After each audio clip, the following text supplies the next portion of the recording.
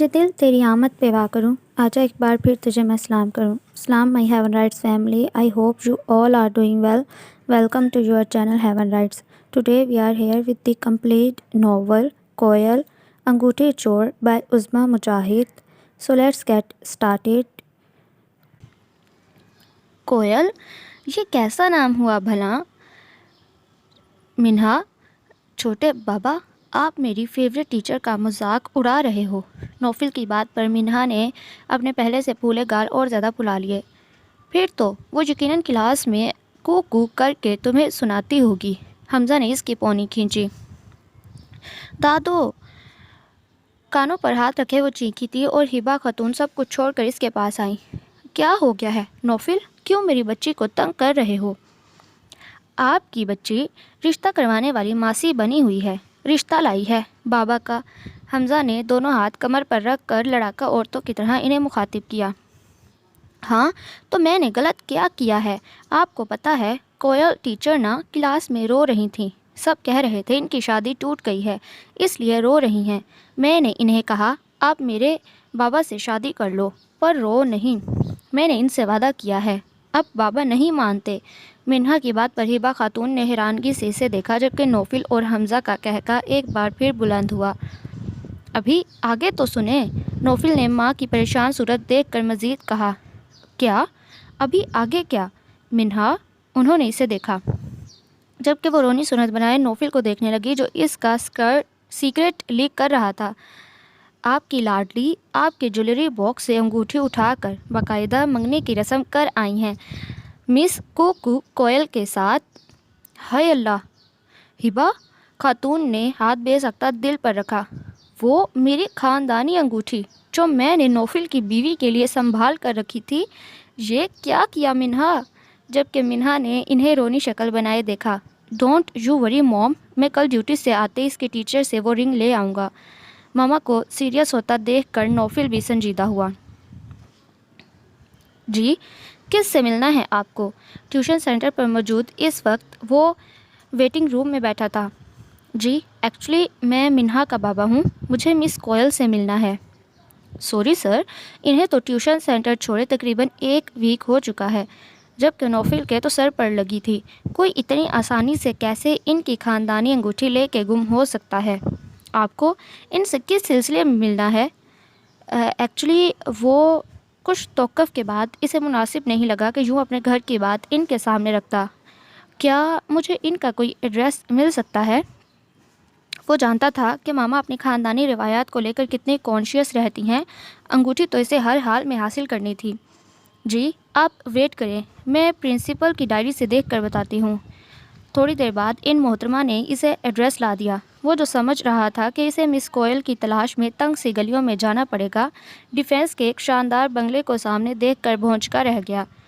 چوکیدار اپنے سامنے police uniform میں ملبوس شخص کو دیکھ کر تھوڑا مرعوب ہوا۔ مس کوئل یہیں رہتی ہیں؟ نوفل کے دریافت کرنے پر ایک بار پھر چوکیدار نے اسے سر سے پاؤں تک گھورا۔ جی صاحب، مگر آپ کو ان سے کس سلسلے میں ملنا ہے؟ یہ تو میں ان سے مل کر ہی بات کروں گا، کیا آپ انہیں بلا دیں گے؟ جی صاحب آپ اندر آ جائیں۔ شاید چوکیدار کو مناسب نہیں لگا اسے باہر کھڑا کیے رکھنا۔ ڈرائنگ روم میں اسے بٹھا کر وہ کوئل کو بلانے چلا گیا۔ تبھی ڈرائنگ روم میں ایک الٹرا ماڈرن خاتون اور ان کے ساتھ ایک لڑکی داخل ہوئی۔ اپنے سامنے ایک پولیس والے کو دیکھ کر وہ رکی، جبکہ نوفل بھی ادب میں کھڑے ہوتے انہیں سلام کرنے لگا۔ اسے اپنی سچویشن بہت آکورڈ لگ رہی تھی، بنا جان پہچان کے کسی کے گھر میں گھسنا۔ ایکچولی میں مس کوئل سے ملنا چاہ رہا تھا، ایک انگوٹھی کے سلسلے میں جو آئی تھنک ان کے پاس ہے۔ کوئل کے ذکر پر ان خاتون اور لڑکی کے چہرے کے تاثرات بدلے جو اس سے پوشیدہ نہ رہ سکے۔ اوہ، ہمیں تو پہلے ہی پتہ تھا یہ محترمہ کوئی نہ کوئی چن ضرور چڑھائیں گی۔ لو، اب پہلے عاشق اور گنڈے موالی کم آتے تھے، جو اب پولیس بھی اس گھر میں آئے گی، ایک یہی دن دیکھنا تو باقی تھا۔ نوفل ان خاتون کو سینہ کوبی کرتے دیکھ کر گھبرا اٹھا۔ دیکھیں محترم خاتون، آپ شاید غلط سمجھ رہی ہیں۔ نوفل نے جانے میں اس کی گواہی دینی چاہیے۔ تبھی مکمل سیاہ لباس میں ملبوس لڑکی آتی دکھائی دی۔ سفید دودھیا رنگت سیاہ رنگ میں اور زیادہ چمک رہی تھی۔ آ گئی سیاہ بخت منحوس لڑکی، ابھی اس گھر کو اور کیا کیا تیرے کرتوت دیکھنے باقی ہے۔ جھپٹنے والے انداز میں اس لڑکی پر حملہ آور ہوتی ہوئی وہ خاتون، تبھی اس لڑکی نے ان عورت کو بڑھتے ہاتھوں کو راستے میں ہی روکا۔ بس کریں آپ، میرا آج کا قصور لکھوائیں۔ تبھی اس نے اپنے ہاتھ میں پکڑی ڈائری اور قلم اس عورت کو پکڑایا۔ نوفل اس سب ڈرامے میں خاموش تماشائی بنا کھڑا تھا۔ اس نے اپنا گلا کھنکار کر اپنی موجودگی کا احساس کروایا۔ اتنا تو وہ اندازہ لگا چکا تھا کہ ان کی مطلوبہ شخصیت یہی ہے جو مرد مار ٹائپ خاتون نظر آ رہی تھیں۔ لے آ گئی آپ کی مجرم، آپ انہیں پکڑ کر لے جائیں اور آئندہ کبھی اس دہلیز پر واپس مت لائیے گا اسے۔ کب سے خاموش کھڑی لڑکی نے مداخلت کی، جبکہ اب کوئل نے اسے بھی دیکھا۔ وہ ایکچولی میں منہا کا فادر ہوں۔ اس نے رنگ دی تھی آپ کو۔ وہ جو سوچ گیا تھا کہ مس کوئل کی کلاس لے گا، اب وہ بولنا ہی بھول چکا تھا۔ سوری، میں ایک بار لی گئی چیز واپس نہیں کرتی۔ نوفل اس کی بچوں والی بات پہ شوکڈ ہوا تھا۔ مطلب کہ ایسے بھی لوگ ہیں اس دنیا میں؟ اور کچھ سوالیہ نظریں اس پر گاڑیں۔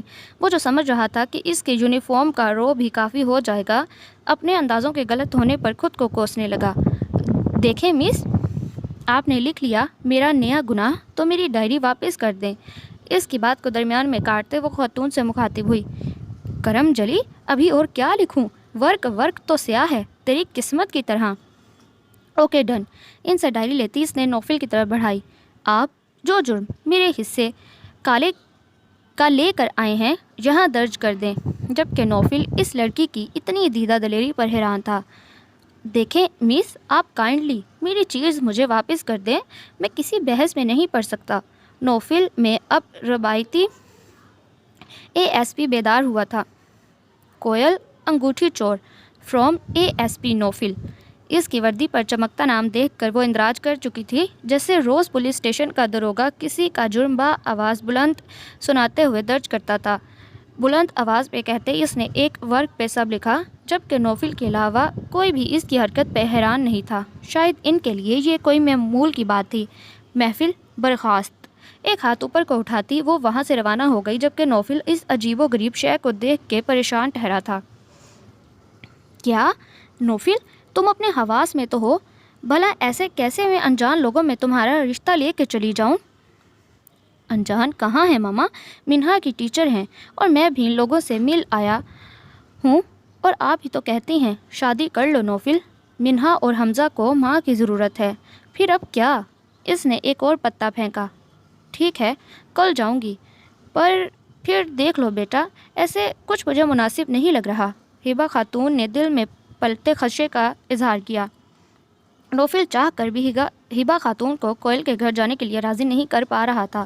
وہ جو سمجھ رہا تھا ماں بچپن سے اس کی ایک کہے پر ہر ضد پوری کر دیتی ہیں، اب بھی کر دے گی، مگر حالات اور وقت بدل چکے تھے۔ چھوٹے بابا، منہا کی آواز پر وہ متوجہ ہوتا چٹ پٹ اس کے دونوں گال چوم کر لال کر چکا تھا۔ جو پتہ نہیں کیا بتانے آئی تھی، اس کو اپنی بات بھول گئی۔ جی چھوٹے پاپا کی جان، لاڈ سے کہتے اسے گود میں بٹھایا۔ اپنے چھوٹے چھوٹے ہاتھ سر پر مارتی بات بھول جانے پر وہ افسوس کر رہی تھی۔ منہا، ہم ایک گیم کھیلتے ہیں جس میں آپ میرے کوشچن کا جواب دیں گی تو میں صرف آپ کو فیری لینڈ لے کر چلوں گا۔ نوفل کے لالچ پر منہا نے فوراً اسبات میں سر ہلایا۔ اچھا بتاؤ، یہ جو تمہاری ٹیچر کوئل ہیں ہاتھ میں کیا لے کے گھومتی ہیں؟ مطلب ایسی چیز جو ان کے پاس ہر وقت ہو۔ نوفل کی بات غور سے سنتی منہا نے ایکسائٹڈ ہو کر جواب دیا، ڈنڈا، جس سے سب بچوں کو ڈرانے کی کوشش کرتی ہیں، پر ڈرتا ان سے کوئی نہیں۔ اندر آتے حمزہ کا کہکا بلند ہوا۔ نوفل اسے گھورنے لگا۔ وہ بیچارہ چپ کر کے ان کی باتیں سننے لگا۔ نہیں منہا، کچھ اور بھی ہوگا نا۔ اپنے آنسر کے رونگ جانے پر پریشان ہوتی وہ زیادہ سوچنے لگی۔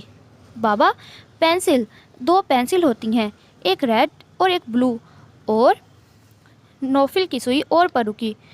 اور کیا؟ منہا جلدی سے پوچھنے لگی، مبادہ اسے بھول ہی نہ جائے۔ اور ایک ڈائری۔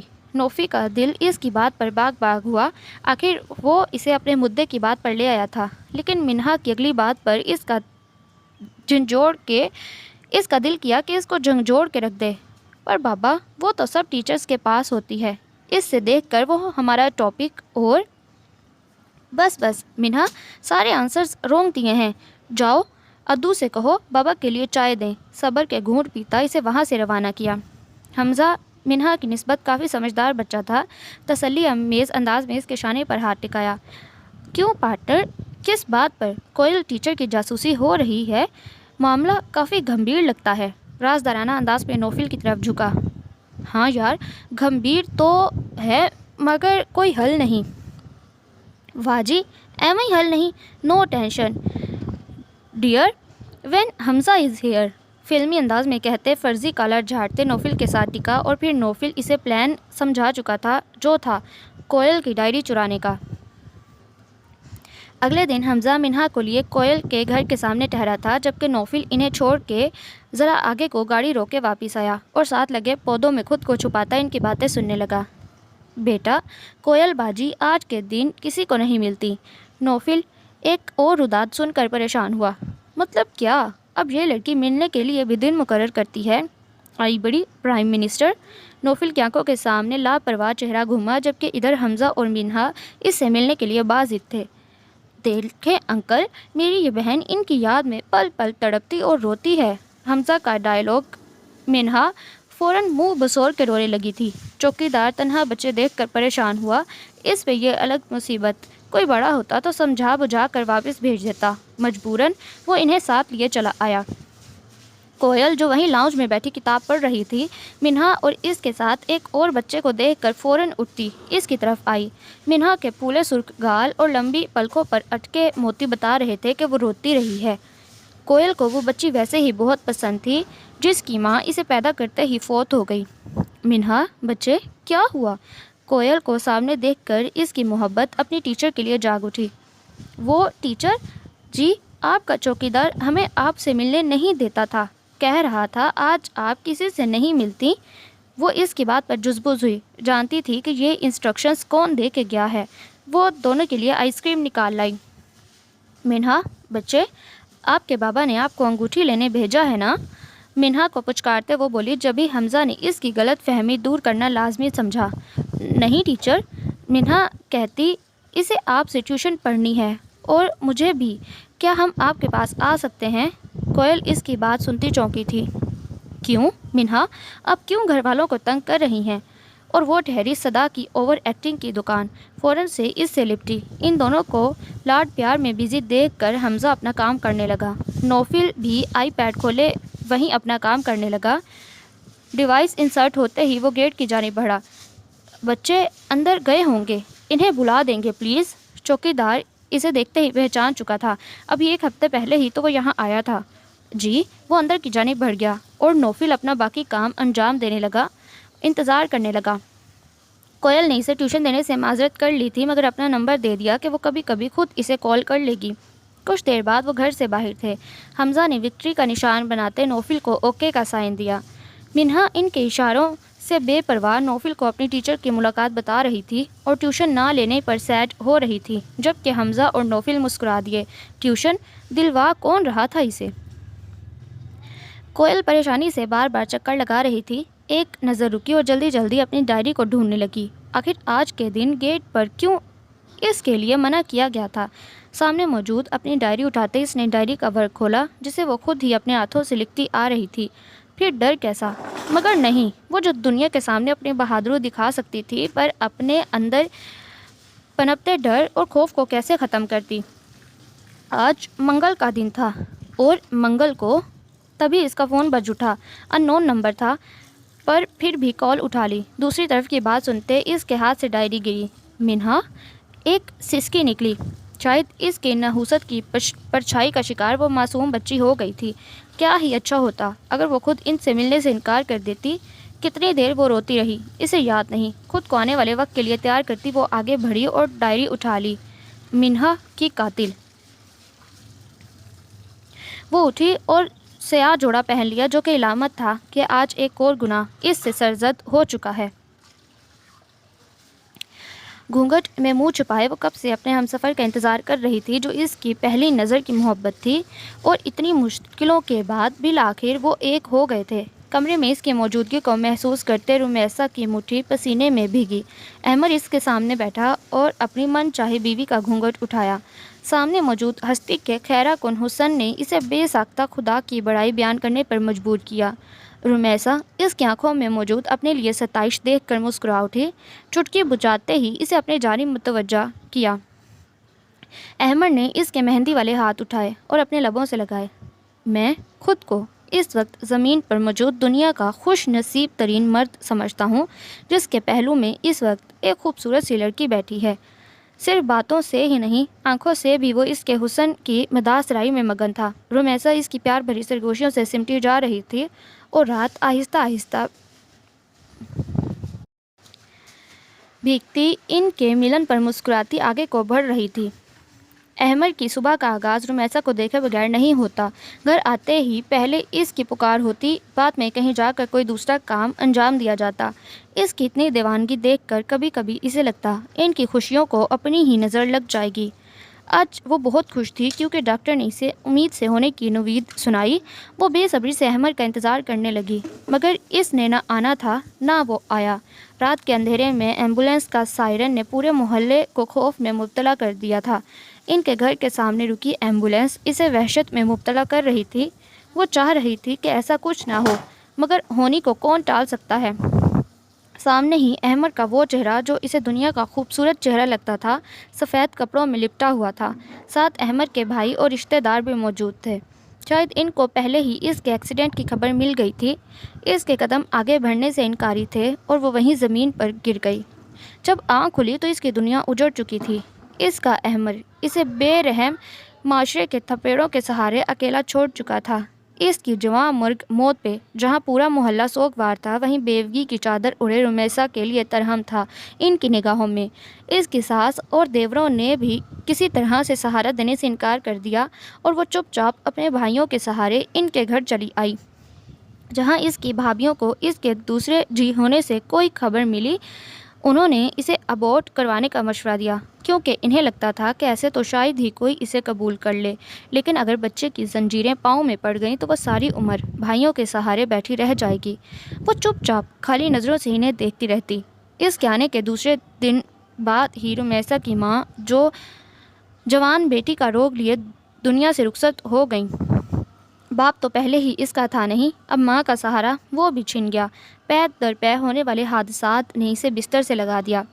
ڈاکٹر کے مطابق بہت کم چانسز تھے اس کا بچہ سروائیو کر سکے، اس لیے بہتر تھا کہ وہ ابورٹ کروا لے، مگر وہ اپنے احمد کی نشانی اس دنیا میں لانا چاہتی تھی۔ پھر اس کے شب و روز ایسے ہی تانے تشنوں میں بسر ہونے لگے۔ بڑی بھابھی نے صاف لفظوں میں اس کے بچے کو نحوست قرار دے دیا، جس کی خبر باپ کو ملی بھی نہیں اور وہ دنیا سے چلا گیا۔ اسی لیے ان کی دہلیز پر آئی تو نانی چلی گئی۔ رمیسا کا دل بھی اپنی اولاد کے بارے میں ایسی باتیں سن کر سہما، مگر اسے حوصلہ تب پڑا جب بڑے بھائی نے بھابھی کو توہم پرست کہہ کر ڈانٹ دیا، پر وہ اپنے دل کا کیا کرتی جو ہر پل اسے کچوکے لگانے لگا۔ اس کی طبیعت بگڑی تو بھابھیوں نے ڈرامہ کہہ کر اگنور کر دیا، مگر شام میں بھائی اسے ہاسپٹل لے گئے جہاں وہ ایک خوبصورت سی بچی کو جنم دیتی خود بھی دنیا کی آزمائشوں سے آزاد ہو گئی، مگر اپنی بچے کے حصے میں ایک اور کلنک لگا گئی۔ تم میں سے ہر ایک اپنی ماں کے پیٹ میں 40 دن گزارتا ہے، پھر اسی قدر القا، پھر اسی قدر مضغہ، پھر اللہ فرشتہ بھیجتا ہے اور 4 چیزوں کا حکم ہوتا ہے: رزق، عمر، نیک بخت یا بدبخت، القرآن۔ اور رمیسا کی بیٹی کو زمانے نے بدبخت قرار دے دیا جو پیدا ہوتے ہی یتیم ہوئی۔ اس کی پرورش اور اس کے نان نفقہ کی ذمہ داری اس وقت اہم مسئلہ تھا، اس لیے ایک بار پھر احمد کی فیملی سے کانٹیکٹ کیا گیا، مگر انہوں نے یہ کہہ کر اسے ٹھکرا دیا کہ وہ سیاہ بخت ان کا جوان بیٹا کھا گئی، ان کی طرف سے اسے زندہ قبر میں دفن کر دیں، کوئی فرق نہیں پڑے گا۔ رمیسا کے 2 بھائی تھے، جوائنٹ ہی رہ رہے تھے، تو طے یہ پایا کہ 10 دن تک اس کی ذمہ داری بڑے بھیا سنبھالیں گے۔ اس کے بعد چھوٹے بھائی کو دنیا کو منہ دکھانا تھا۔ بڑے بھابھی کی پوری کوشش تھی کہ اسے کسی یتیم خانے میں ڈال دیا جائے، مگر شاید بڑے بھیا کے دل میں خدا ترسی تھی، اور دوسرا رمیسا ان کی اکلوتی بہن، اس لیے وہ اتنا تو کر ہی سکتے تھے۔ اور پھر اس کے لیے ایک میڈ کا انتظام بھی بڑے بھیا نے خود کیا۔ شب و روز گزرتے رہے، کبھی کسی کو اس کا نام رکھنا بھی یاد نہیں آیا۔ ماما، اس والی بیبی کا کیا نام ہے؟ نشا، جو کہ بڑے بھائی کی بیٹی تھی، اپنے سے 3 سال چھوٹی بچی کو لون میں چلتے دیکھ کر اپنی ماں سے پوچھا۔ انہیں بھی حیرت ہوئی کہ ان میں سے کسی نے ابھی تک رمیسا کی بیٹی کا نام نہیں رکھا تھا۔ تبھی گھر کے پچھلے حصے میں بنے باغ میں ایک کوئل آ کر بیٹھی اور کوں کوں کرتی اپنی موجودگی کا احساس دلا گئی۔ روزینہ، بڑی بھابھی، چونکی تھی اور اپنی بیٹی کی طرف متوجہ ہوئیں۔ اس کا نام کوئل ہے رمشا، سیاہ بخت کوئل۔ ان کا لہجہ برف سے بھی زیادہ ٹھنڈا تھا۔ کوئل جیسا رنگ اس کے نصیب پر چڑھا تھا۔ نشا ماں کی اتنی بڑی باتوں سے انجان اس بیبی کوئل کو دیکھنے لگی جو ہمکتے ہوئے ان کی جانب آ رہی تھی۔ نوفل نے جیسے ہی آئی پیڈ آن کیا، ڈرائنگ روم کا منظر واضح ہوا، جہاں پہ کوئل سیاہ رنگ کا لباس پہنے سامنے تھی اور اسی دن والی عورت اس پر چیختی چلاتی نظر آ رہی تھی۔ نوفل کچھ بھی سن نہیں سکا کیونکہ حمزہ جب ڈیوائس انسرٹ کر رہا تھا وہ وائس ریکارڈر آن کرنا بھول گیا۔ اسے رہ کر اس پر غصہ آ رہا تھا۔ وہ جانتا تھا یہ ان پروفیشنل حرکتیں ہیں، مگر شاید وہ پہلی لڑکی تھی جس کی ذات میں وہ دلچسپی لے رہا تھا۔ تبھی وہ چونکا جب سامنے ایک اور خاتون نے اسے تھپڑ لگایا اور وہ چپ چاپ سب سہ رہی تھی۔ وہ جو اسے کوئی افلاطون لڑکی سمجھے بیٹھا تھا، بزدلی سے مار کھاتے دیکھ کر حیران ہوا۔ پھر وہی سیاہ ڈائری اس کے سامنے لہرائی گئی اور وہ اسے لیتی اوپر کی طرف بڑھ گئی۔ شاید اس کا کمرہ ہی اوپر تھا۔ نوفل نے ٹھنڈی سانس بھرتے ہوئے اسکرین آف کر دی۔ اس کے دماغ میں ان گنت سوال ابھر رہے تھے۔ بے شک اس لڑکی کی خوبصورتی ایسی تھی جو مقابل کو زیر کرنے کی طاقت رکھتی تھی، مگر آج کی رنگین دنیا میں بھی اس کا سیاہ لبادہ اسے کوئی مسٹری سمجھ نہیں آ رہی تھی۔ وہ پھر سے ہبا خاتون کے سر ہوا اور اس کی ضد سے وہ پریشان ہو اٹھی۔ ٹھیک ہے، میں جاؤں گی، مگر مجھے اس اتاولے پن کی وجہ بتا دو نوفل۔ تم جس لڑکی کو جانتے نہیں، پہلی ہی نظر میں اسے ساری زندگی کے لیے کیسے چن سکتے ہو؟ شادی بچوں کا کھیل نہیں۔ ہبا خاتون کی بات پر وہ تھوڑا سراسیمہ انداز میں سر کھجانے لگا۔ پھر سے ماما، اس گھر کو بھی تو ایک عورت کی ضرورت ہے نا۔ حمزہ اور منہا کو ایک ماں کی، اور وہ لڑکی منہا سے کافی اٹیچ بھی ہے۔ مجھے اندر سے فیلنگز آ رہی ہیں کہ وہ ان کے لیے ایک اچھی ماں ثابت ہوگی، جبکہ خدا جانتا تھا کہ وہ اپنی ماں کو قائل کرنے کے لیے کیسے کیسے جھوٹ بول رہا تھا۔ اسے منہ پھٹ کوئل کہیں سے بھی اس گھر کے لیے پرفیکٹ نہیں لگی تھی، نہ منہا اور حمزہ کے لیے۔ ہبا خاتون نے شک بھری نگاہ اس پر ڈالی۔ وہ گڑبڑایا، لا حول ولا قوت ماما، میں آپ کو ایسا لگتا ہوں؟ لگتے تو نہیں، مگر اب حرکتیں ہی ایسی ہیں تمہاری۔ ہبا خاتون کا نروٹھا انداز وہ بخوبی سمجھ رہا تھا۔ چھوٹے بابا، منہا کی آواز پہ دونوں اس کی طرف متوجہ ہوئے جو سر کو پکڑے اس کی طرف آ رہی تھی۔ یقیناً اس کا سر کا زخم دکھ رہا ہوگا۔ حمزہ اور منہا جب کوئل ٹیچر سے مل کر واپس آ رہے تھے، اسی دن وہ کھیلتے ہوئے اسٹیئر سے گر کے زخمی ہو گئی۔ روتی ہوئی منہا کو بہلانے کے لیے نوفل نے حمزہ کو کہا اس کی فیوریٹ ٹیچر کو انفارم کرے، کیا پتہ وہ اس کی محبت میں چلی آئے۔ جبکہ حمزہ کی ادھوری بات سن کر کہ منہا اسٹیئر سے گری ہے، کوئل اپنے جرم میں ایک اور اضافہ کر چکی تھی۔ کوئل ہاتھ میں رمیسا کی تصویریں اٹھائے بیٹھی تھی۔ احمر اور وہ بے شک مکمل جوڑی لگ رہے تھے، مگر شاید خدا کے ہاں ان کی لمبی عمر نہیں لکھی ہوئی تھی، ورنہ ان لوگوں کو جینے کا حق تھا۔ کوئل کے لیے یہی بہت تھا کہ اس کی شناخت یہ تصویریں اور ماں باپ کا نام تھا، اور وہ لاوارث ہو کر بھی لاوارث نہیں تھی۔ اسے یاد تھا کہ جب سے اس نے ہوش سنبھالا تھا، اس گھر میں موجود ہر شخص نے اسے نحوست کی پوٹلی کہہ کر پکارا۔ جب وہ رمشا کے ساتھ اسکول جانے لگی، اس کے نام کا مذاق اڑایا جاتا۔ اسکول کے پہلے ہی دن اس کی وین حادثے کا شکار ہوئی، اگرچہ کوئی جانی نقصان نہیں ہوا۔ گھر آتے ساتھ ہی بڑی مامی نے اسے روئی کی طرح دھنک کر رکھ دیا، اور پھر اسے رمشا کے اسکول سے ہٹا کر ایک گورنمنٹ ادارے میں ڈال دیا گیا۔ یہ بھی اس کے لیے رحمت تھی۔ جتنا وقت وہ اسکول میں گزارتی پرسکون رہتی، مگر گھر آتے ہی وہی تانے تشنے۔ اگر کسی سے کچھ ٹوٹ جائے تو اس کی ذمہ دار کوئل کی نحوست، کسی کو چھری سے کٹ لگ جائے تو کوئل کی نحوست۔ غرض کے گھر میں رونما ہونے والا کوئی واقعہ ایسا نہ تھا جسے کوئل کی بدبختی سے منسوب نہ کیا گیا ہو۔ جب وہ 10 سال کی ہوئی اس کے حقدار بدل گئے۔ وہ خوش تھی، بڑے مامی کے عتاب کا نشانہ نہیں بنے گی، مگر اس کی بھول تھی۔ بڑی مامی شوہر کے لحاظ میں بعض دفعہ اسے معاف کر دیتی، مگر چھوٹی مامی افشین زبان کے ساتھ ہاتھ کی بھی بہت تیز واقعہ ہوئیں۔ اس کے ساتھ ہی گھر کے چھوٹے چھوٹے کام کوئل کے ذمہ لگا دیے۔ اس گھر میں جو اسے رعایت دی گئی وہ پڑھائی کے معاملے میں تھی۔ ماموں کے بچوں کے ساتھ وہ بھی اپنی تعلیم کا سلسلہ جاری رکھے ہوئے تھی۔ سرکاری اداروں میں پڑھنے کے باوجود اس کا تعلیمی ریکارڈ باقی گھر کے بچوں کی نسبت اچھا تھا، اور پھر ایف ایس سی کے بعد جب سب کزنس اچھی یونیورسٹیز میں چلے گئے وہ بس حسرت سے انہیں دیکھتی رہی۔ کوئل، او کوئل کی پکار پر وہ کمرے سے باہر نکلی۔ جی مامی۔ سامنے افشین موجود تھی۔ میرے کچھ مہمان آ رہے ہیں، اس لیے سمینہ کے ساتھ مل کے کچن دیکھ لینا، اور خبردار جو ان کے سامنے بھی آئی۔ وہ خاموشی سے کچن کی طرف بڑھ گئی۔ افشین جو سمجھ رہی تھی کہ وہ حسب عادت کوئی جواب دے گی، خاموشی سے اسے کچن کی جانب بڑھتا دیکھ کر کہتی اپنے کمرے کی جانب بڑھ گئی۔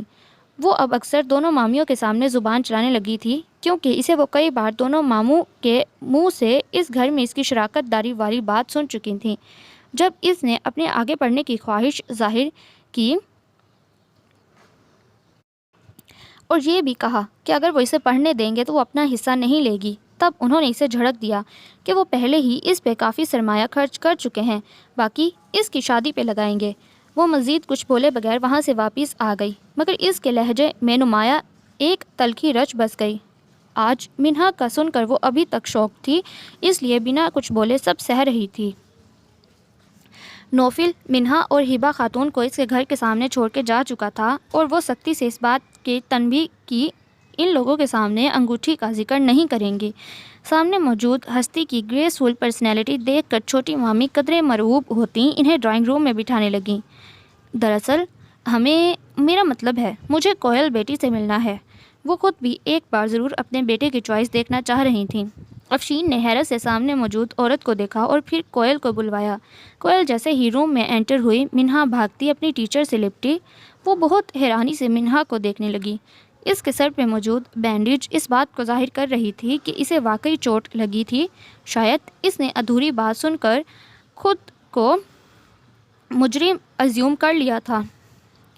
ہبہ خاتون کو بھی وہ من موہنی کامنی سی لڑکی بہت اچھی لگی۔ انہیں نوفل کی چوائس پر کوئی اعتراض نہ تھا، اور جب انہوں نے افشین کے سامنے اپنا سٹیٹس اور ساتھ میں مدعا پیش کیا، اس کی آنکھیں کھلی رہ گئیں۔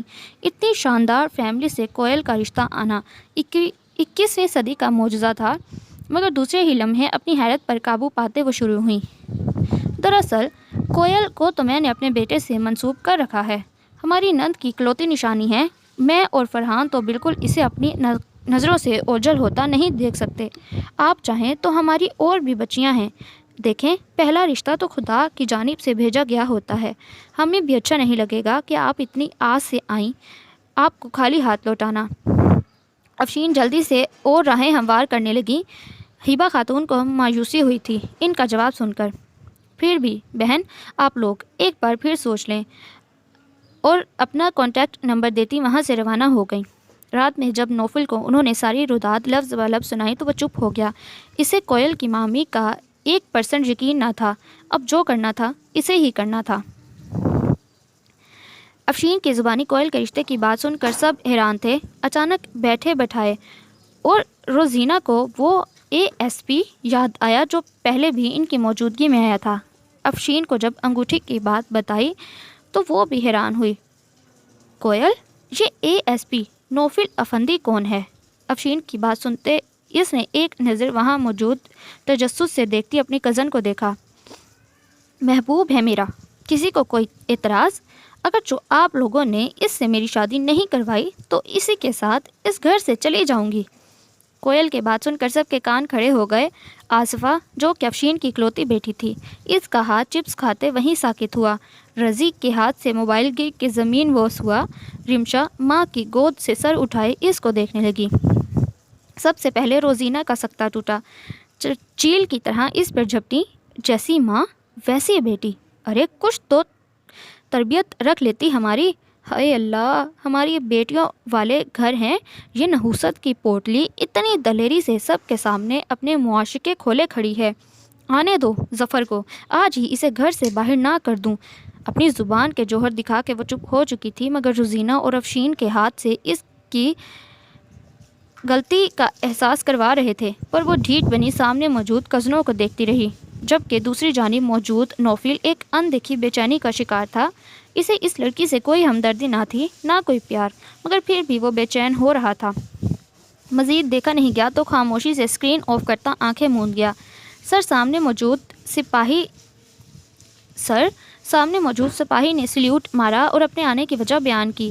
نوفل غائب دماغی سے اس کی بات سنے جا رہا تھا۔ اس کا دھیان کوئل کی طرف لگا ہوا تھا۔ بڑی مشکل سے ڈیوٹی سے فری ہوتا وہ گھر آیا، جہاں ایک سرپرائز اس کے لیے موجود تھا۔ کوئل کو اس دن والا شخص یاد آیا جو منہا کا باپ تھا۔ آج اس کی وجہ سے پھر سے اس کے زخم ادھیڑے گئے۔ کالج سے آتے ہوئے کئی بار ایک لڑکے نے اسے تنگ کیا، مگر وہ ممانعوں کے ڈر سے گھر میں کسی سے ذکر نہ کرتی، کہیں اس کا کالج جانا بند نہ ہو جائے، کبھی اس پر گندے فکرے نہ اچھالے جاتے، تو کبھی گندی نظریں اسے اپنے جسم سے آر پار محسوس ہوتی۔ شاید ان لڑکوں کو بھی اچھے سے معلوم ہو چکا تھا کہ اس کا کوئی سائبان نہیں، تبھی وہ باز نہ آتے۔ کچھ دن اس نے طبیعت خراب ہونے کا بہانہ بنا کر کالج سے چھٹی کر لی، مگر وہ لڑکے گیٹ تک آن پہنچے۔ اس کے بعد افشین اور روزینہ نے مل کر جہاں ماموں کے سامنے اس کی ذات کو داغدار کیا، وہیں اس کی مرحومہ ماں پر بھی الزام لگائے۔ آج پھر ایک انجان شخص کی وجہ سے وہ مورود الزام ٹھہرائی گئی۔ بے شک اس کا مقصد صاف تھا، وہ اس سے شادی کرنا چاہتا تھا، سیدھے سبھاؤ رشتہ بھیجا تھا، مگر وہ اسے جانتا ہی کتنا تھا، اور وہ ایک شادی شدہ 2 بچوں کا باپ، وہ اس سے شادی کیوں کرتی؟ اسے یقین تھا کہ افشین کو شاید اس کا پورا انٹروڈکشن نہیں کروایا گیا، تبھی وہ اتنا وویلا مچا رہی تھی، ورنہ وہ جتنی اس سے خائف تھی، اس کی ضد میں فوراً ہاں کر دیتی۔ شام میں ایک نیا ہنگامہ اس کا منتظر تھا، جہاں دونوں ماموں اس کے لیے سوال نامہ لیے کھڑے تھے۔ وہ کہاں نوفل سے ملی، کب سے مل رہی ہے، اسے اپنی نہیں تو ان کی عزت کا پاس رکھنا چاہیے تھا۔ بلا بلا وہ چپ چاپ ان کی نظروں میں موجود اپنے لیے بیزاری دیکھ رہی تھی۔ کیا آپ لوگوں کے لیے اتنا کافی نہیں کہ ایک عذاب آپ لوگوں کی زندگیوں سے دفان ہو رہا ہے، تو اتنی جرا کیوں؟ بہتر یہی ہے کہ آپ ایس پی کے گھر والوں کو ہاں کر دیں۔ وہ جو صرف ممانعوں کے سامنے زبان چڑھاتی تھی، اب دونوں ماموں کو بھی حیرت میں ڈالے وہاں سے چلی گئی۔ مزید جلتی پر تیل افشین اور روزینہ نے ڈالا، اور انہوں نے ہبا خاتون کو رشتے کا منظوری دے دی۔ ہبا خاتون نے جیسے ہی اسے کوئل کے گھر والوں کی طرف سے رشتے کی حامی بھرنے کی امید سنائی، اس نے سکون کی سانس خارج کی۔ وہ نہیں جانتا تھا کہ وہ اس لڑکی سے کس لیے شادی کرنا چاہ رہا ہے، مگر وہ اس پہیلی کو سلجھانا چاہتا تھا، اور جب سے ہبا خاتون سے یہ معلوم پڑا تھا کہ وہ یتیم ہے اور ننھیال کے سہارے زندگی بسر کر رہی ہے، اسے اس لڑکی سے ہمدردی محسوس ہونے لگی۔ پہلو پہل اس کی آنکھوں میں موجود ہٹ درمی نے اسے کوئل کی جانب متوجہ کیا، پھر اس کی بے بسی، اور اب ہمدردی کا بخار۔ تاشا پھپھو، ہم اپنے چھوٹے بابا کی شادی کرنے لگے ہیں۔ منہا کی بات پر اس نے حیرت سے ماں کی جانب دیکھا، جہاں ہبا خاتون نے مسکراتے ہوئے منہا کی بات کی تائید کی۔ کس سے چچی جان؟ بمشکل اپنے فک ہوتے چہرے پر ابھرتے تاثرات پہ قابو پاتی وہ تو سمجھ رہی تھی کہ منہا اور حمزہ کے ذریعے وہ نوفل کے دل و دماغ پر قبضہ جما چکی ہے، اور نوفل کی باتوں سے اسے لگ بھی رہا تھا کہ وہ اسے پرپوز کرے گا۔ ایسے کیسے اچانک؟ چچی کون ہے لڑکی؟ اپنی فیملی میں ہے یا پھر باہر؟ اپنی بات مکمل ہونے پہ وہ ہبا خاتون کو دیکھنے لگی۔ پھپھو، دادی کو کچھ نہیں پتا، میں بتاتی ہوں۔ منہا نے اسے اپنی جانب متوجہ کیا اور کوئل کا تعارف کروانے لگی، جو کہ اس کی ٹیچر تھی۔ منہا کو بہت پسند تھی۔ حمزہ نے بھی اسے دیکھا، دادی نے بھی۔ منہا کی باتوں پر کہیں اسے سمجھ نہیں آ رہا تھا کہ آخر کیوں اپنی سرخ ہوتی آنکھوں پر وہ ضبط کرتی اپنے پورشن کی جانب چل دی، جبکہ ہبا خاتون ارے تائشہ کرتی رہ گئیں۔ خاندان بھر میں نوفل کے اس اچانک طے کیے جانے والے رشتے پر کوئی خوش تھا، کوئی حیران، تو کوئی آس امید ٹوٹنے پر غمزدہ۔ تائشہ کی امی نے تو صاف الفاظ میں کہہ دیا تھا کہ انہوں نے تائشہ کو نوفل کے لیے بٹھا رکھا تھا۔ پھپھو نے بھی یہی کہا تھا کہ جب گھر میں بیٹیاں موجود تھیں تو خاندان سے باہر جانے کی کیا ضرورت، اور ہبا خاتون تابڑتوڑ ہونے والے حملوں سے گھبرا کے ایک بار پھر نوفل کو سوچنے کو کہہ چکی تھیں۔ مما، آپ کو کیا لگتا ہے خاندان میں کوئی ایسی لڑکی ہے جو میرے بچوں کو بغیر لالچ اپنا سکے؟ نوفل کی بات سن کر ہبا خاتون نے بھی اس کے سامنے ایک سوال رکھ دیا۔ تمہیں کیا لگتا ہے نوفل، تو کیا وہ لڑکی میرے منہا اور حمزہ کو مامتا دے سکے گی؟ نوفل ان کی بات پر ماتھا مسلنے لگا۔ مگر ماما، آپ خود تو کہتی ہیں نوفل شادی کر لو، پھر کسی نہ کسی کو تو آنا ہی تھا اس گھر میں، اور پھر خاندان والوں نے ویسے بھی راضی نہیں ہونا تھا۔ اگر تائشہ کے لیے راضی ہوتا تو پھپھو کی اقرا میں کیا برائی، اور ماموں بھی تو کئی ایک بار آپ کو کہہ چکے تھے دانیہ کے لیے، بتائیں کس کس کو راضی کرتی؟ ہبا خاتون کو واقعی اس کی بات صحیح لگی اور پھر خاموشی سے شادی کی تیاریاں ہونے لگی۔ ادھر دستخط کرو تم۔ ظفر ماموں نے اس کے سامنے کچھ کاغذات رکھے، وہ ناسمجھی سے انہیں دیکھنے لگی، پھر کاغذات پر موجود تحریر، بھلا وہ کیسے اتنی آسانی سے اپنی ماں کا حق چھوڑ دیتی؟ اس نے نفی میں سر ہلاتے قلم واپس کر دیا، جبکہ چھوٹے ماموں نے طیش میں آتے اسے تھپڑ مارا اور ساتھ میں دھمکی دی کہ اگر وہ اس کاغذات پر دستخط نہیں کرے گی تو اس کا رشتہ وہ اپنی مرضی سے کہیں بھی طے کر دیں گے۔ اسے بھلا کون سا نوفل سے دلی لگاؤ تھا؟ وہ بھی ان کے سامنے ڈٹ کر کھڑی ہو گئی۔ تبھی ظفر صاحب کے اشارے پر سب کمرے سے چلے گئے تھے۔ نوفل نے اپنے سامنے موجود ہستیوں کو بغور دیکھا۔ ان کا مدعا سن کر وہ بالکل بھی حیران نہیں ہوا تھا، کیونکہ اب وہ اس گھر میں موجود روز مرہ کی باتوں سے اچھی طرح سے آگاہ ہو رہا تھا۔ مجھے آپ کی شرط منظور ہے، مگر میں ایک بار کوئل سے ضرور پوچھنا چاہوں گا، وہ ان لوگوں کے منصوبے میں شامل تھی یا نہیں؟ اس کا دماغ الجھا، وہیں سامنے بیٹھی شخصیات گڑبڑا گئیں۔ دیکھو ASP، ڈیمانڈز تو ہماری یہی ہیں، باقی تم خود دیکھ لو۔ کل مہندی ہے اور آج ہمیں کوئل کے لیے رشتوں کی کمی نہیں۔ ہماری بچی ہے، ہم اسے گھر میں بھی رکھ سکتے ہیں۔ نوفل نے تعصب سے ان لوگوں کو دیکھا۔ ٹھیک ہے، مجھے آپ لوگوں کی ہر شرط منظور ہے، لیکن اس بات کو صیغہ راز رکھنے کی گارنٹی دیں۔ مجھے پتہ نہیں وہ کیوں نہیں چاہ رہا تھا ان کے درمیان ہوئی ڈیلنگ سے کوئل آگاہ ہو، وہ جو خود کچھ دیر پہلے اس پر شک کر رہا تھا، پھر سے اس لڑکی کے بارے میں اپنی رائے تبدیل کرنے لگا۔ ہمیں ہر شرط منظور ہے تمہاری۔ نوفل کی ذات پر احسان کرتے وہ وہاں سے روانہ ہوئے۔ ہبا خاتون سے بھی اس نے مشورہ کرنا مناسب نہیں سمجھا۔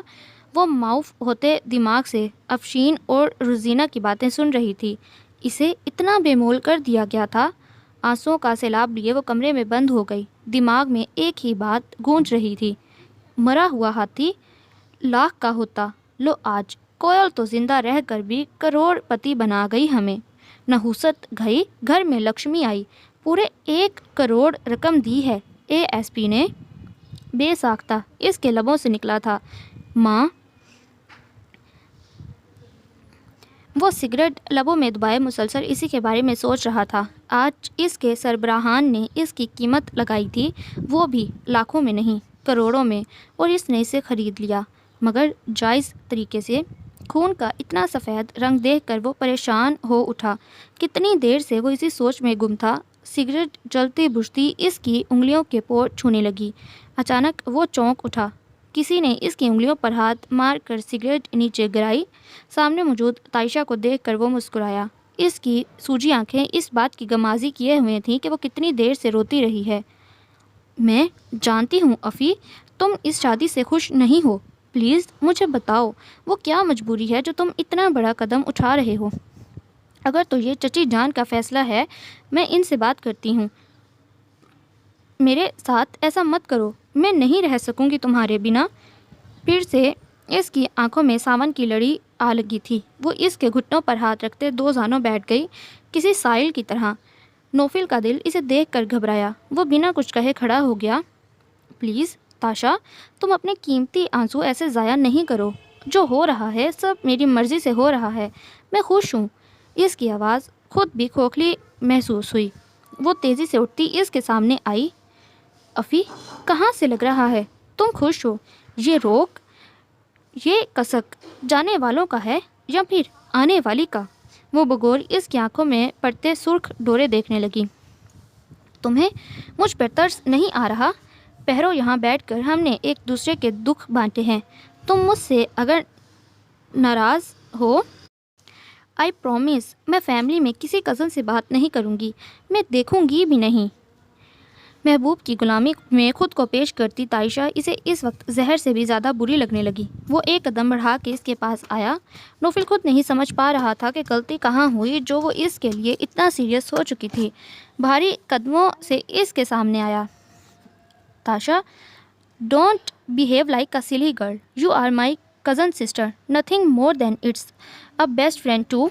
اس کی ذات پر احسان کرتے اس سے رشتہ بنایا۔ تائشہ تو اس کے کزن سسٹر بولنے پر جھٹکا کھا گئی۔ تو تم ایسے کیسے کہہ سکتے ہو افی؟ تم نے ہمیشہ مجھے احساس دلایا کہ میں سب سے اسپیشل کزن ہوں۔ ہچکولے کھاتی کشتی کی مانند اس کا لہجہ بھی غیر یقینی تھا۔ یس، تم میرے لیے آج بھی ویسے ہی اسپیشل ہو، مگر صرف کزن کی حد تک، نتھنگ مور۔ بات ختم کرتے وہ ٹیرس سے اندر کی جانب بڑھ گیا۔ تائشہ اسی کرسی پر ڈھہ گئی جہاں تھوڑی دیر پہلے وہ بیٹھا تھا۔ ہبا خاتون نے اپنے بیٹے کو دیکھ کر دور سے بلائیں لی۔ مما، پارٹنرز کہاں ہیں؟ میرے منہا اور حمزہ کا پوچھتے ہوئے اس کے چہرے پر شفیق مسکراہٹ تھی۔ تھوڑی دیر پہلے کی تلخی کا کہیں کوئی شائبہ نہ تھا۔ سو گئے ہیں۔ منہا کو تو ایکسائٹمنٹ میں نیند ہی نہیں آ رہی تھی کہ اس کی ٹیچر اس کی ماما بن جائیں گی۔ اس کا بس چلے تو آج ہی کوئل بیٹی کو اٹھا کر گھر لے آئے۔ ہبا خاتون کی بات پر وہ ہنس پڑا۔ تائشہ نے ان ماں بیٹے کی ہنسی کو دیکھ کر اپنے اندر کے اٹھتے درد کو سہلایا۔ ارے تاشا بیٹے، کب سے آیان تمہیں بلا رہا ہے؟ ماما بلا رہی ہیں۔ ہبا خاتون سے پیغام سن کر وہ تیزی سے اپنے پورشن کی طرف بڑھی۔ اسے کیا ہوا ہے؟ تم نے کچھ کہا؟ نوفل؟ اس کا رویا رویا چہرہ دیکھ کر وہ نوفل کو سوالیہ نظروں سے دیکھنے لگی۔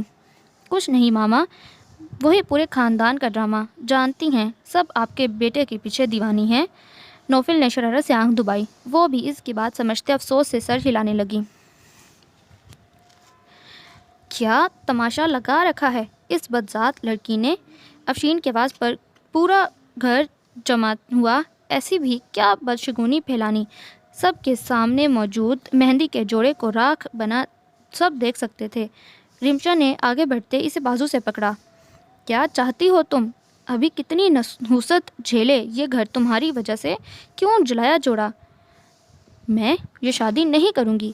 میں اچھے سے جان گئی ہوں کہ میری قیمت وصول کی ہے آپ نے۔ کل کو آصفہ اور رمشا کو بھی بیچیں گے آپ لوگ۔ افشین کا ضبط جواب دے گیا۔ اس نے کوئل کو تھپڑ دے مارا۔ تمہاری ہمت کیسے ہوئی میری بیٹیوں کا نام لینے کی؟ وہ تمہاری طرح کرم جلی نہیں، نہ ہی پیدا ہوتے ہی ماں باپ کو کھا گئیں۔ اور کیا گناہ کر دیا؟ اتنا عرصہ جو کھلایا پلایا ہے تو ارے اگلوں کو بھی پتہ چلے کوئی والی وارث ہے تمہارا، ایسے مفت میں پکڑا دیں۔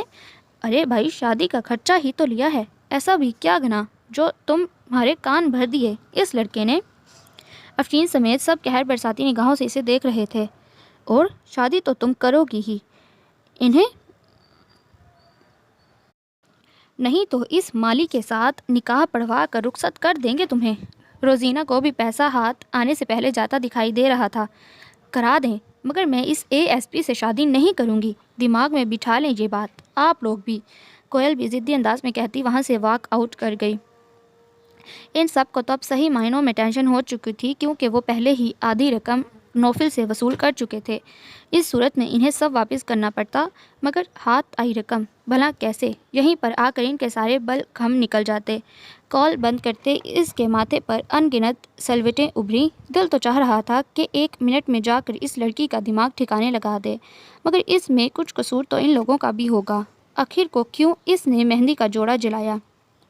ماما کی ڈیزائنر کو کال کر کے ارجنٹ بیسس پر ویسا ہی جوڑا تیار کرنے کو کہا، لیکن اس کی لک کہ ان کے پاس ویسا ہی سیمپل پیس موجود تھا۔ وہ منہا کو لیتا اس ڈریس سمیت وہاں پہنچا۔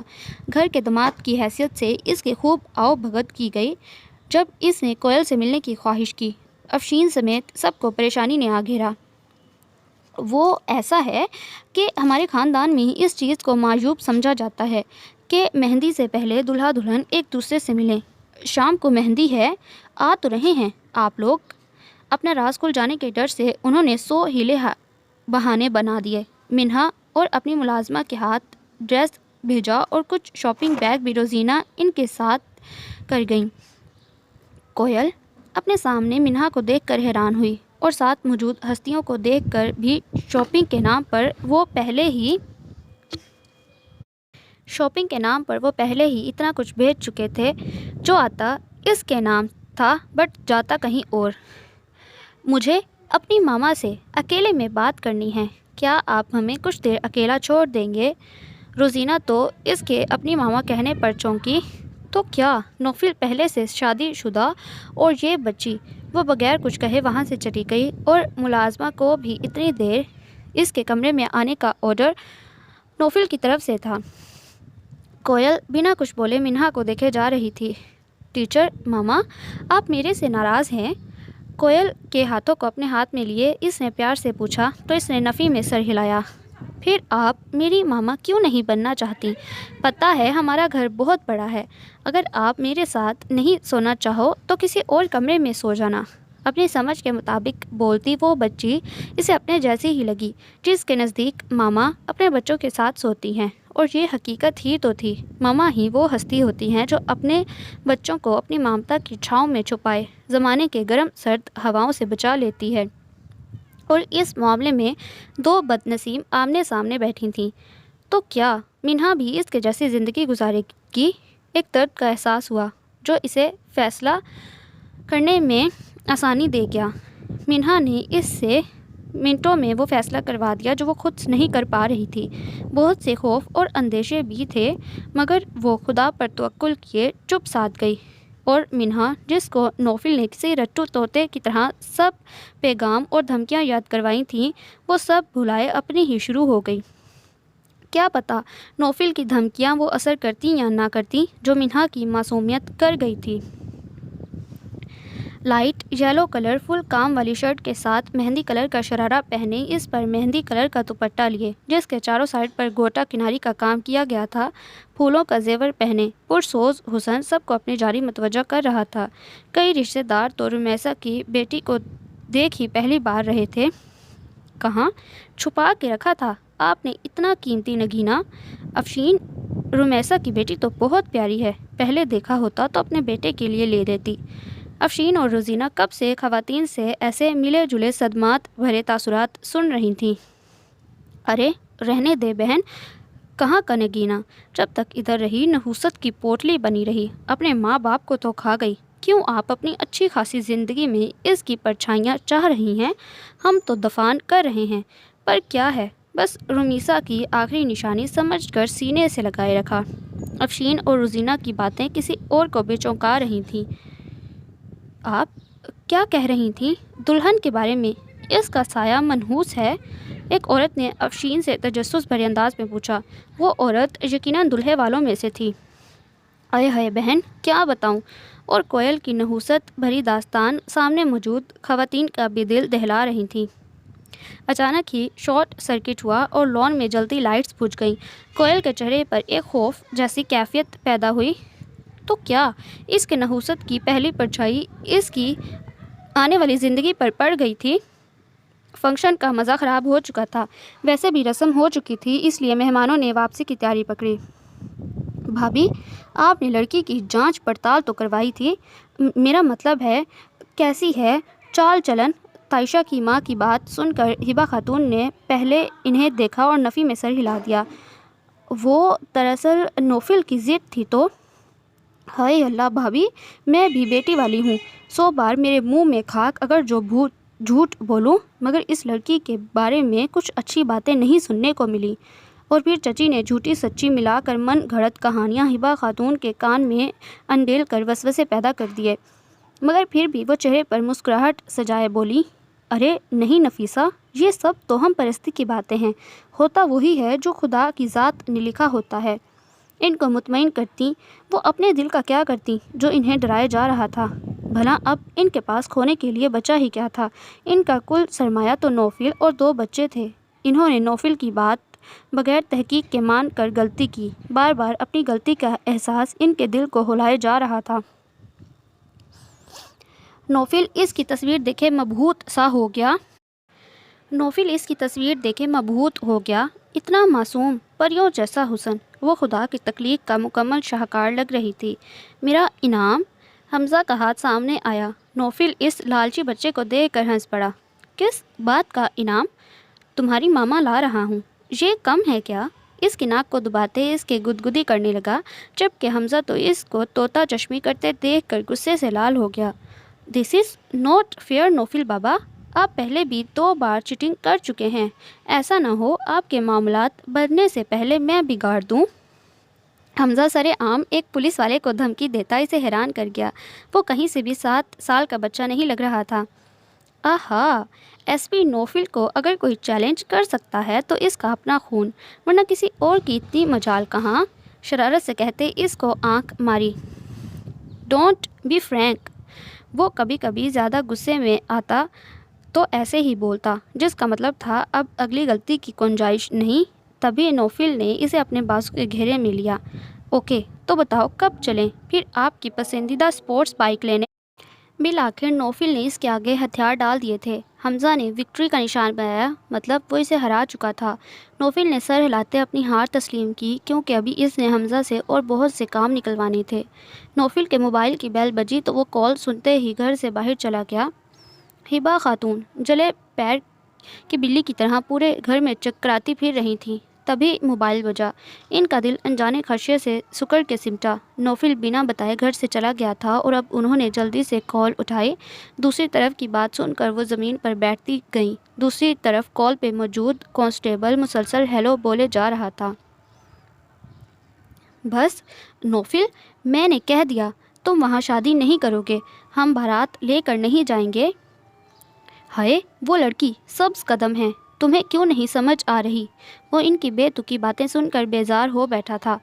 مما، کیا ہو گیا ہے؟ سبز لال قدم کچھ نہیں ہوتا۔ اس گینگ سے کب سے ہمارا تنازع چل رہا تھا۔ نوفل کو رات پولیس مقابلے میں گولی لگی تھی جو ہاتھ کو چھو کر گزر گئی۔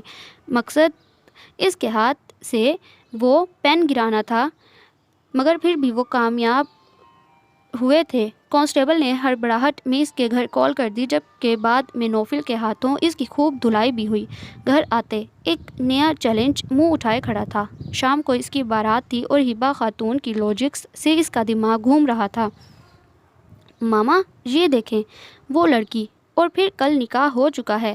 ایسے رخصتی نہ کرنا بہت غلط بات ہے، لوگ اس کا جینا حرام کر دیں گے۔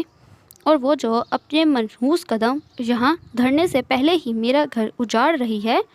نوفل نے حیرت سے اپنی ماں کو دیکھا جو کہیں سے اسے کالج کی پروفیسر نہیں لگ رہی تھی۔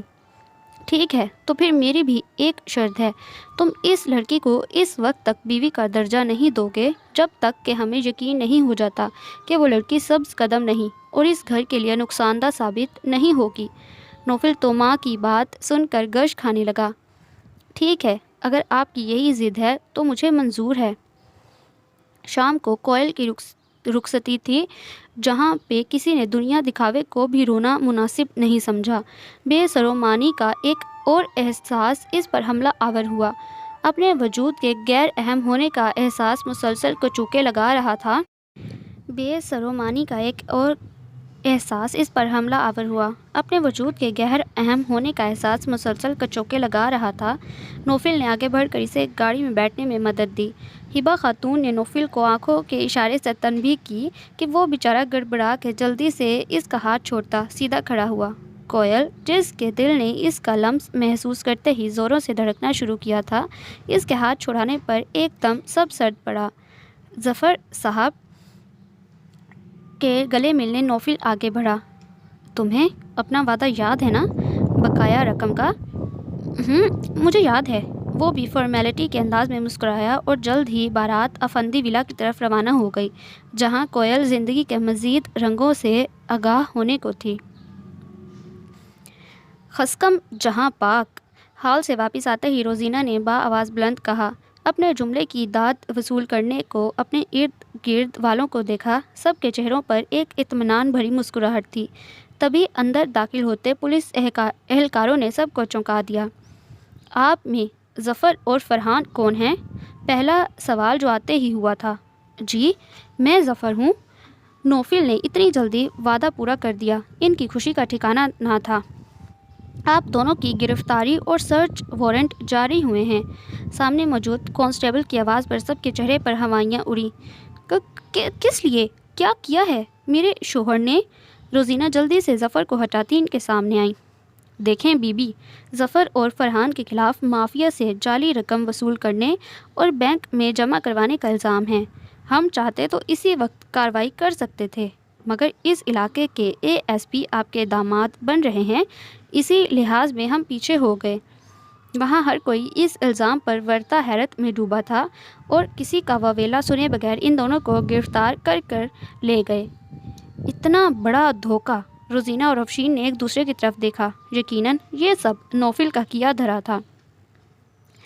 कोयल कब से बैठी एएसपी नोफिल का इंतज़ार कर रही थी। कितने उधार थे जो इसने चुकता करने थे, मगर इसने भी इंतज़ार की ठान रखी थी। शायद वो इसी इंतज़ार में नींद में खो गई। घर का कोई भी फर्द इसके रूम में ना आया। ताज़ा फूलों की सेज सजी थी। इसकी कीमत पर उदासी से वो मुस्कुराई और सुबह की पूप फूटते ही वो फूल मुरझाने लगे। खटके की आवाज़ पर वो उठ बैठी। निगाह पर्दों के पीछे से झांकते आफताब पर पड़ी। आने वाली ने एक नज़र इस बदनसीब लड़की पर डाली जिसका हुलिया बता रहा था कि इसकी रात बिना कोई एहसास छुए गुजर गई है।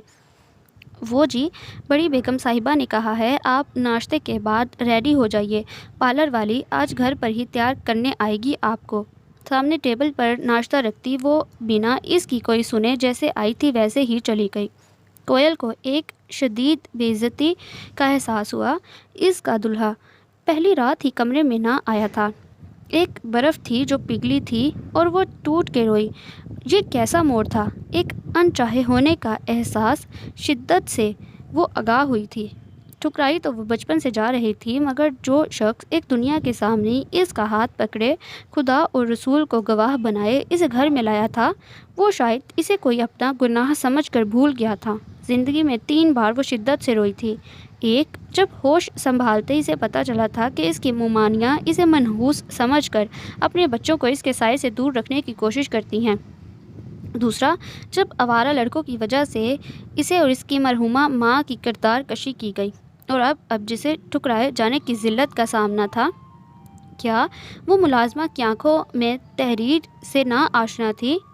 नहीं कोयल, अब नहीं। बहुत रो लिया और बहुत रुला लिया ज़माने ने। अब खुद को मजबूत करना है, वरना दुनिया ऐसे ही तुम्हें कदमों में रोनती चली जाएगी।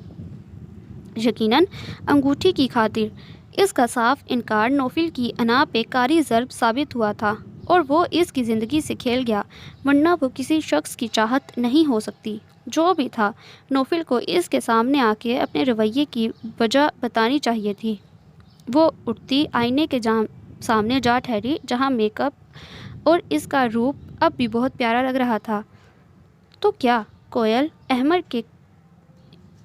अहमर इस काबिल थी कि इसे कोई रिजेक्ट कर सके? लेकिन इसके स्याह नसीब। वो वार्डरोब की तरफ बढ़ी, अपना बैग निकाला और इसमें से अपना मन पसंदीदा लिबास उठाए वॉशरूम की जानिब बढ़ गई। कोयल अंगूठी चोर फ्रॉम एएसपी नोफिल। अपनी आवाज़ की बाज़गश्त अब भी इसके कानों में पड़ रही थी। Welcome to the hell life of coil अंगूठी चोर मिसिस नोफिल। वो जो मुकम्मल दुल्हन बनी शावर के नीचे ठहरी थी, एक जहरीली मुस्कुराहट और आंसू की नमी इसके दिल का हाल बयान कर रही थी। कुछ लोगों की अज़ियतों में शिद्दत से इजाफ़ा ही होता है, क्योंकि इन्हें तर्क ताल्लुक़ नहीं आता, इन्हें नज़रअंदाज करना नहीं आता, इन्हें छीनना नहीं आता, इन्हें जीतना नहीं आता, इन्हें मुनाफ़िकत नहीं आती। वो एक दफ़ा जिसको अपने करीब कर लें, फिर इनके बिछड़ने पर सब्र नहीं आता। हिबा खातून बेटे की हर हरकत से बाखूबी वाकिफ़ हो रही थीं, फिर भी खामोश बैठी रहीं। इसका बार बार कोयल के कमरे की तरफ निगाह उठाना और बार बार घड़ी की जानिब देखना। नोफिल बेटा, नाश्ता करो सही से, और कहाँ जाना है जो बार बार घड़ी देख रहे हो? वो मामा की बात सुनकर चौंका। कुछ नहीं मामा, बस ऐसे ही, आज एक इम्पोर्टेंट केस देखना है, शायद जाना पड़े तो। उलझा अंदाज देखकर वो जैसे किसी नतीजे पर पहुंची। میں نے کوئل کا ناشتہ اس کے کمرے میں بھیج دیا ہے، پھر بھی اگر تم اس سے ہیلو ہائی کرنا چاہو تو کر آؤ اور اسے بتا دینا اپنے نہ آنے کی وجہ بھی۔ کچھ دیر ناشتے اور دماغ میں پکتے لاوے کو ایک ساتھ ہینڈل کیا، لیکن جیسے ہی ہیبا خاتون کچن کی جانب گئیں وہ کوئل کے روم کی طرف بڑھ آیا، نوک کرتا اندر داخل ہوا، مگر وہ کہیں نہیں تھی۔ واش روم بھی اوپن تھا، مگر شاور چلنے کی آواز آ رہی تھی۔ کچھ جھجکتے ہوئے وہ آگے بڑھا، تبھی اس کی نظر بیڈ پر پڑے سیاہ رنگ کے لباس پر پڑی۔ اس کی رگیں غصے کی ذاتی سے تنی، پھر بھی صبر کرتا وہ مزید آگے ہوا۔ نوفل کو لگا شاید ہی اس دنیا میں اس لڑکی سے زیادہ کوئی پاگل ہو جو لاکھوں مالیت کا لہنگا اتنی بے دردی سے پانی میں بھگوئے ٹھہری تھی۔ کوئل، وہ چاہ کر بھی اپنی آواز کی سختی پر قابو نہ پا سکا۔ نوفل کی آواز پر وہ پلٹی۔ آج دوسری بار وہ اس شخص کو دیکھ رہی تھی جو ایکچولی اس کیجول ڈریس میں اپنی گریسفل پرسنالٹی لیے اسے غصے سے گھورتا اور بھی چارمنگ لگ رہا تھا۔ جی، آپ کون؟ کوئل نے حیرانگی کا بھرپور اظہار کیا۔ نوفل کو تو جیسے پتنگے لگ گئے۔ ریڈ ڈیپ کلر کا کامدار لہنگا اور شرٹ مکمل بھیگ چکے تھے۔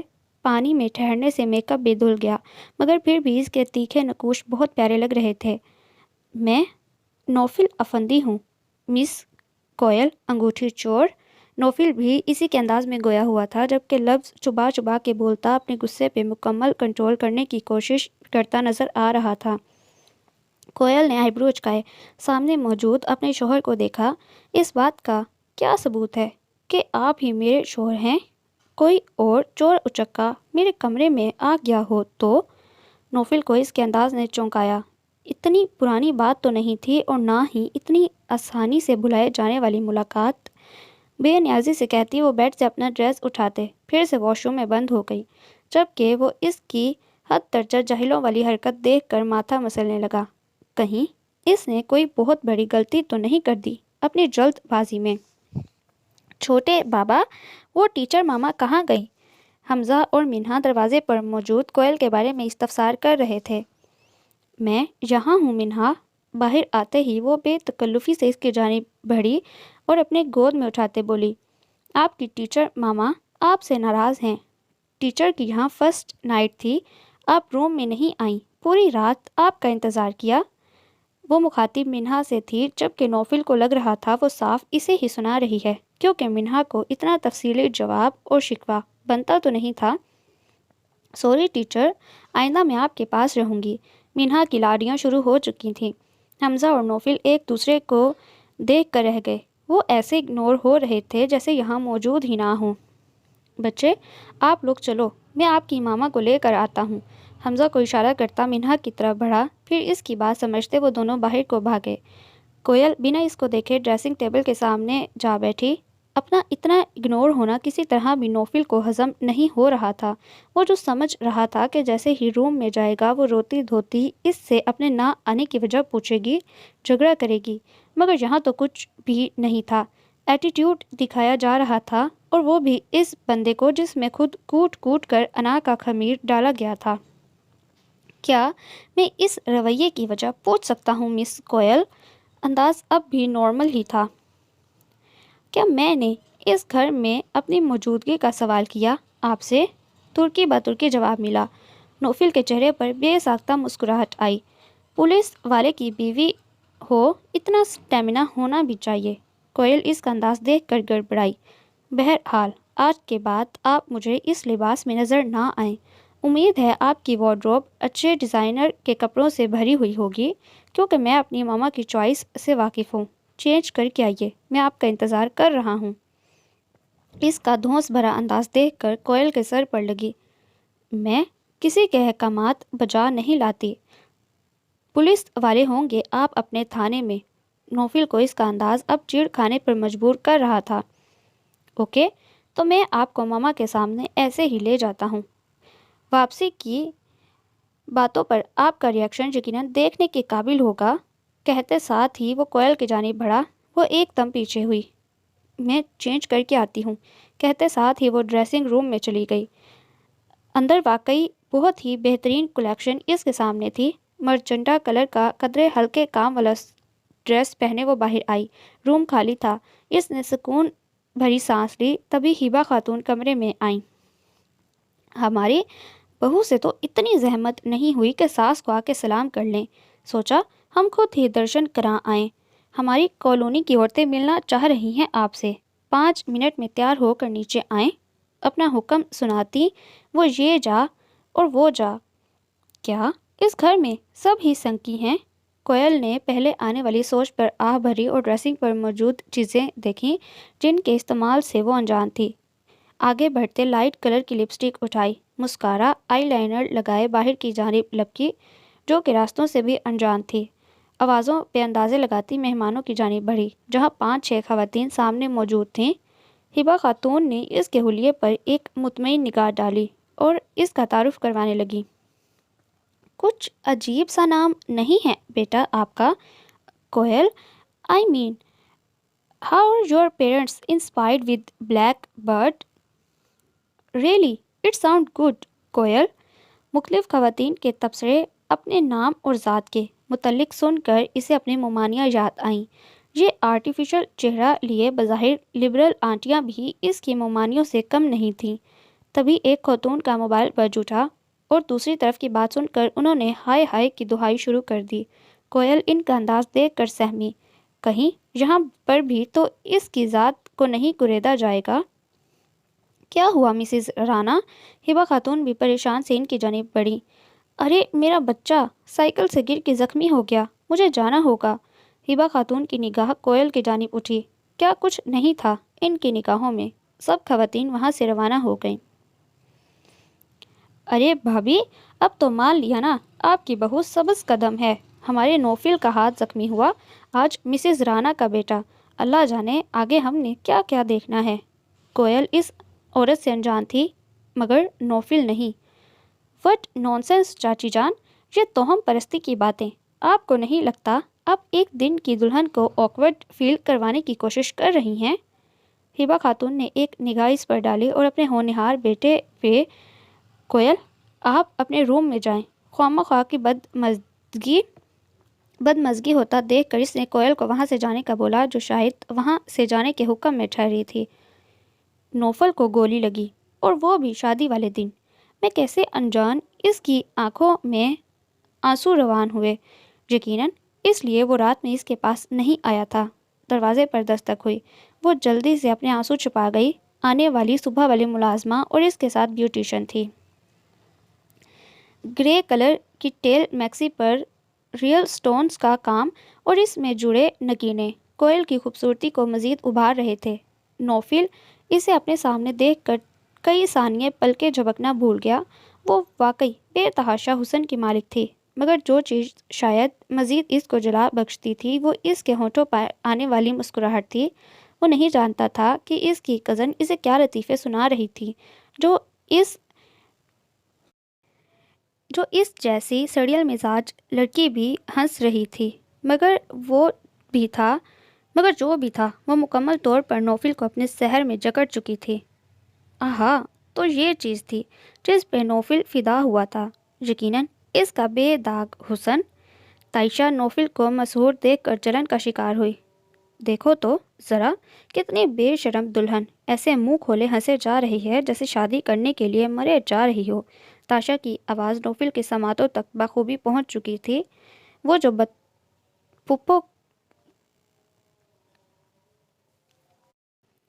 بتا پھپھو کی بیٹی جویریہ کو رہی تھی، مگر سنا یقیناً نوفل کو رہی تھی۔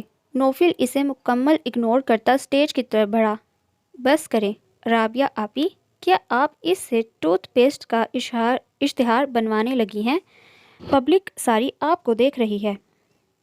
جی نہیں، ساری پبلک افندی انڈسٹریز کے اکلوتے چشم و چراغ کی پیاری دلہن کو دیکھ رہی ہے۔ تم دونوں ہی بہت پیارے لگ رہے ہو، بس خدا اس خاندان کی کڑوی نگاہوں سے بچا لے۔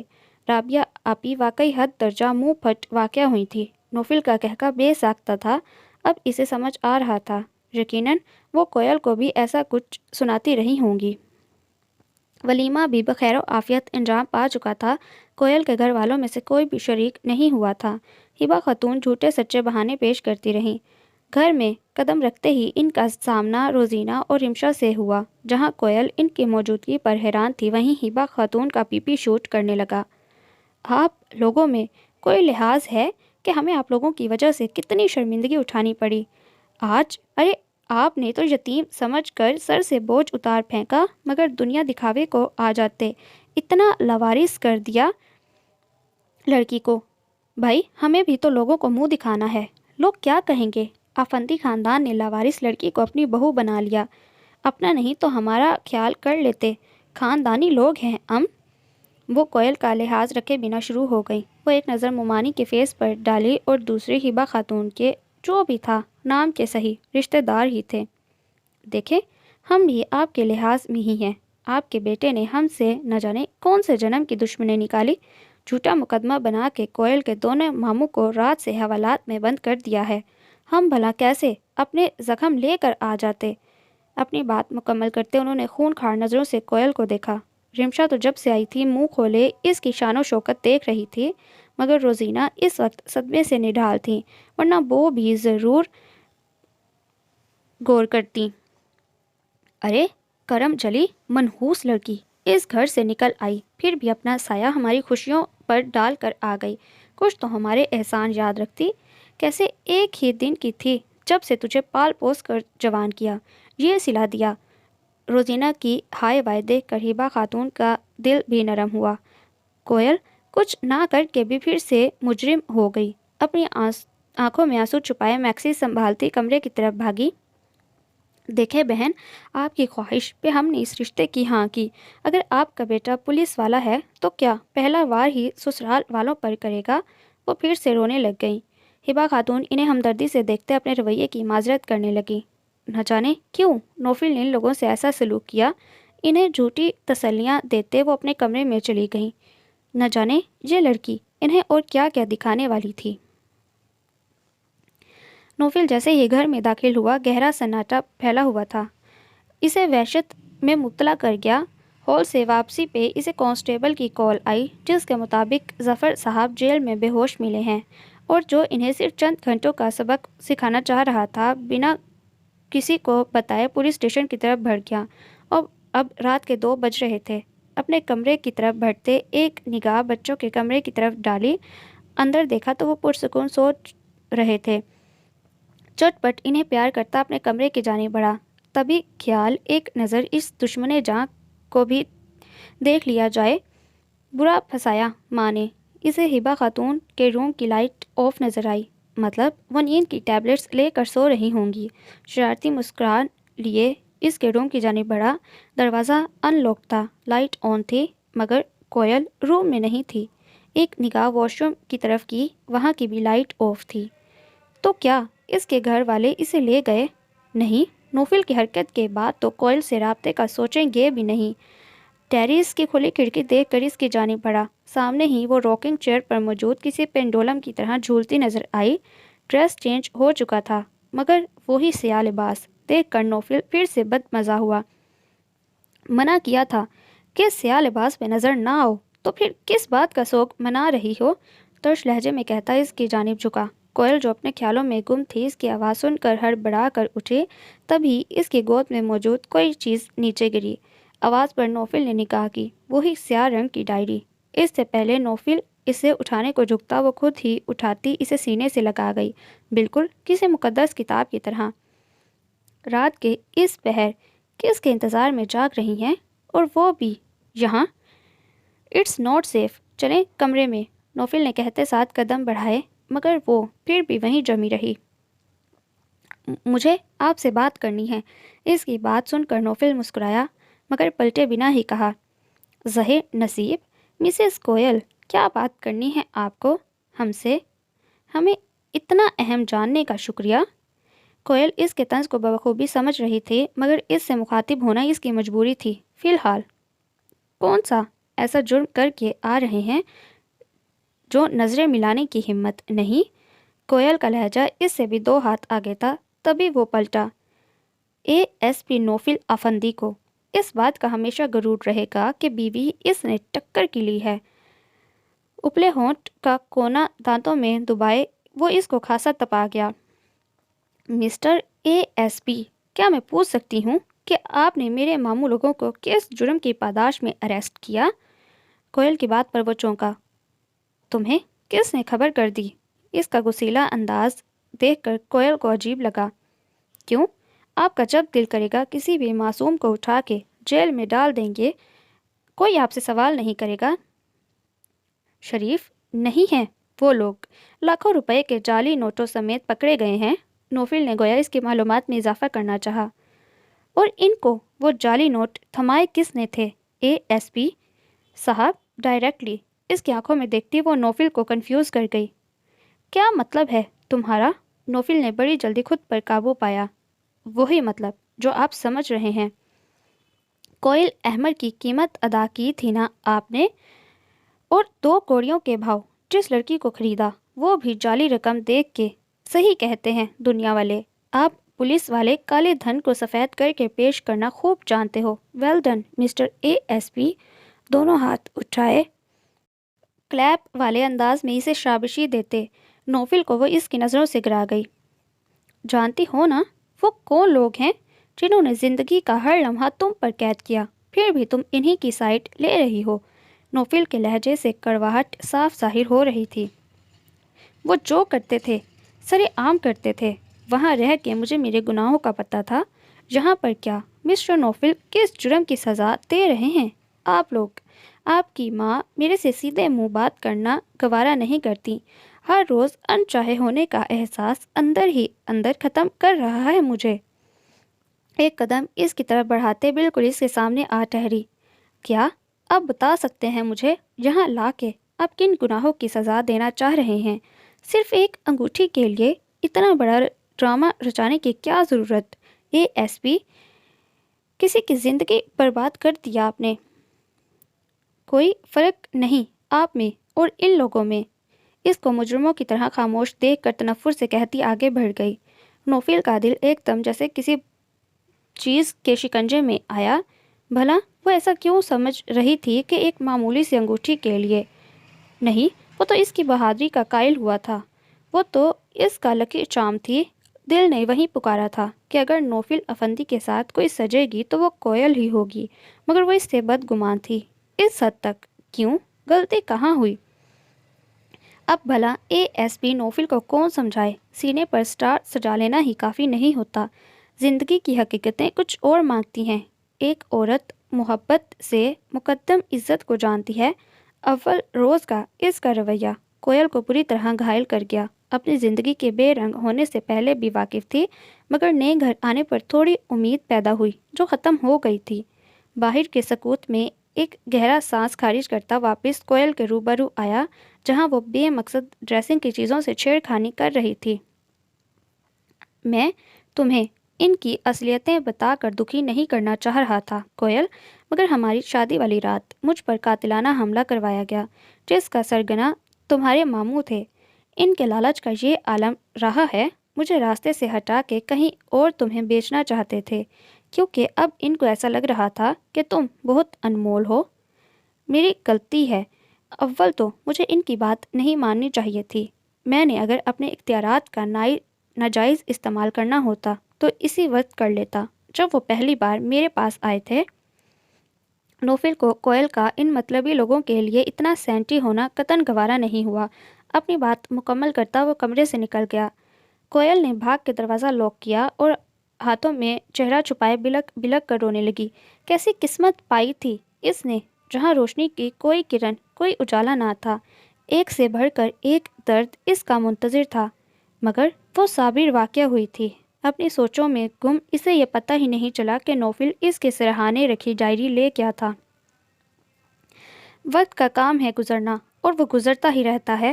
ہبا خاتون گورنمنٹ سرونٹ تھی اور کالج واپسی پہ اپنا بوتیک چلاتی تھیں۔ بچے بورڈنگ چلے گئے تھے۔ اس میں بھی ہبا خاتون کی ضد تھی کہ وہ کوئل کے سائے سے انہیں دور رکھنا چاہ رہی تھی۔ نوفل اور اس کا سامنا بہت کم ہوتا، اگر سامنے آ بھی جائے تو کترا کے گزر جاتا۔ وہ اس سے ناراض تھا، مگر کس بل بوتے پہ؟ جب بھی وہ سوال سوچتی اپنے دماغ کی نسیں پھٹتی محسوس ہوتیں۔ ایسا ہی ایک عام سا دن تھا جب ہبا خاتون اپنی روٹین کے مطابق کالج گئی ہوئی تھی اور نوفل کا کوئی اتا پتہ نہ تھا۔ جب ملازمہ نے اسے نیچے گیسٹ کے آنے کی اطلاع دی، وہ بنا کچھ سوچے سمجھے ہی ڈرائنگ روم کی طرف بڑھی جہاں پہ ایک ڈیسنٹ سا لڑکا بیٹھا تھا۔ یقیناً وہ کوئی نوفل کا رشتہ دار تھا۔ ارے آپ مسز نوفل ہیں رائٹ؟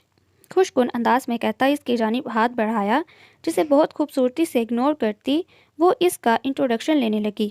جی آپ کون؟ میں شیری ہوں، آج ہی لندن سے آیا ہوں، بٹ یہاں آ کے تو سرپرائز رہ گیا۔ نوفل جیسا اوور سمارٹ لڑکا پورے خاندان سے ٹکر لے کے جو چیز لایا سو مین ٹوٹلی مڈل کلاس۔ بنا کوئی لگی لپٹی رکھے شیری نے اس کے سر پر دوپٹہ لینے اور سادہ حلیے پر تنقید کی۔ اس کی اتنی صاف گوئی پہ کوئل مٹھیاں بھینچے رہ گئی۔ ارے شیری تم، واٹ اے سرپرائز!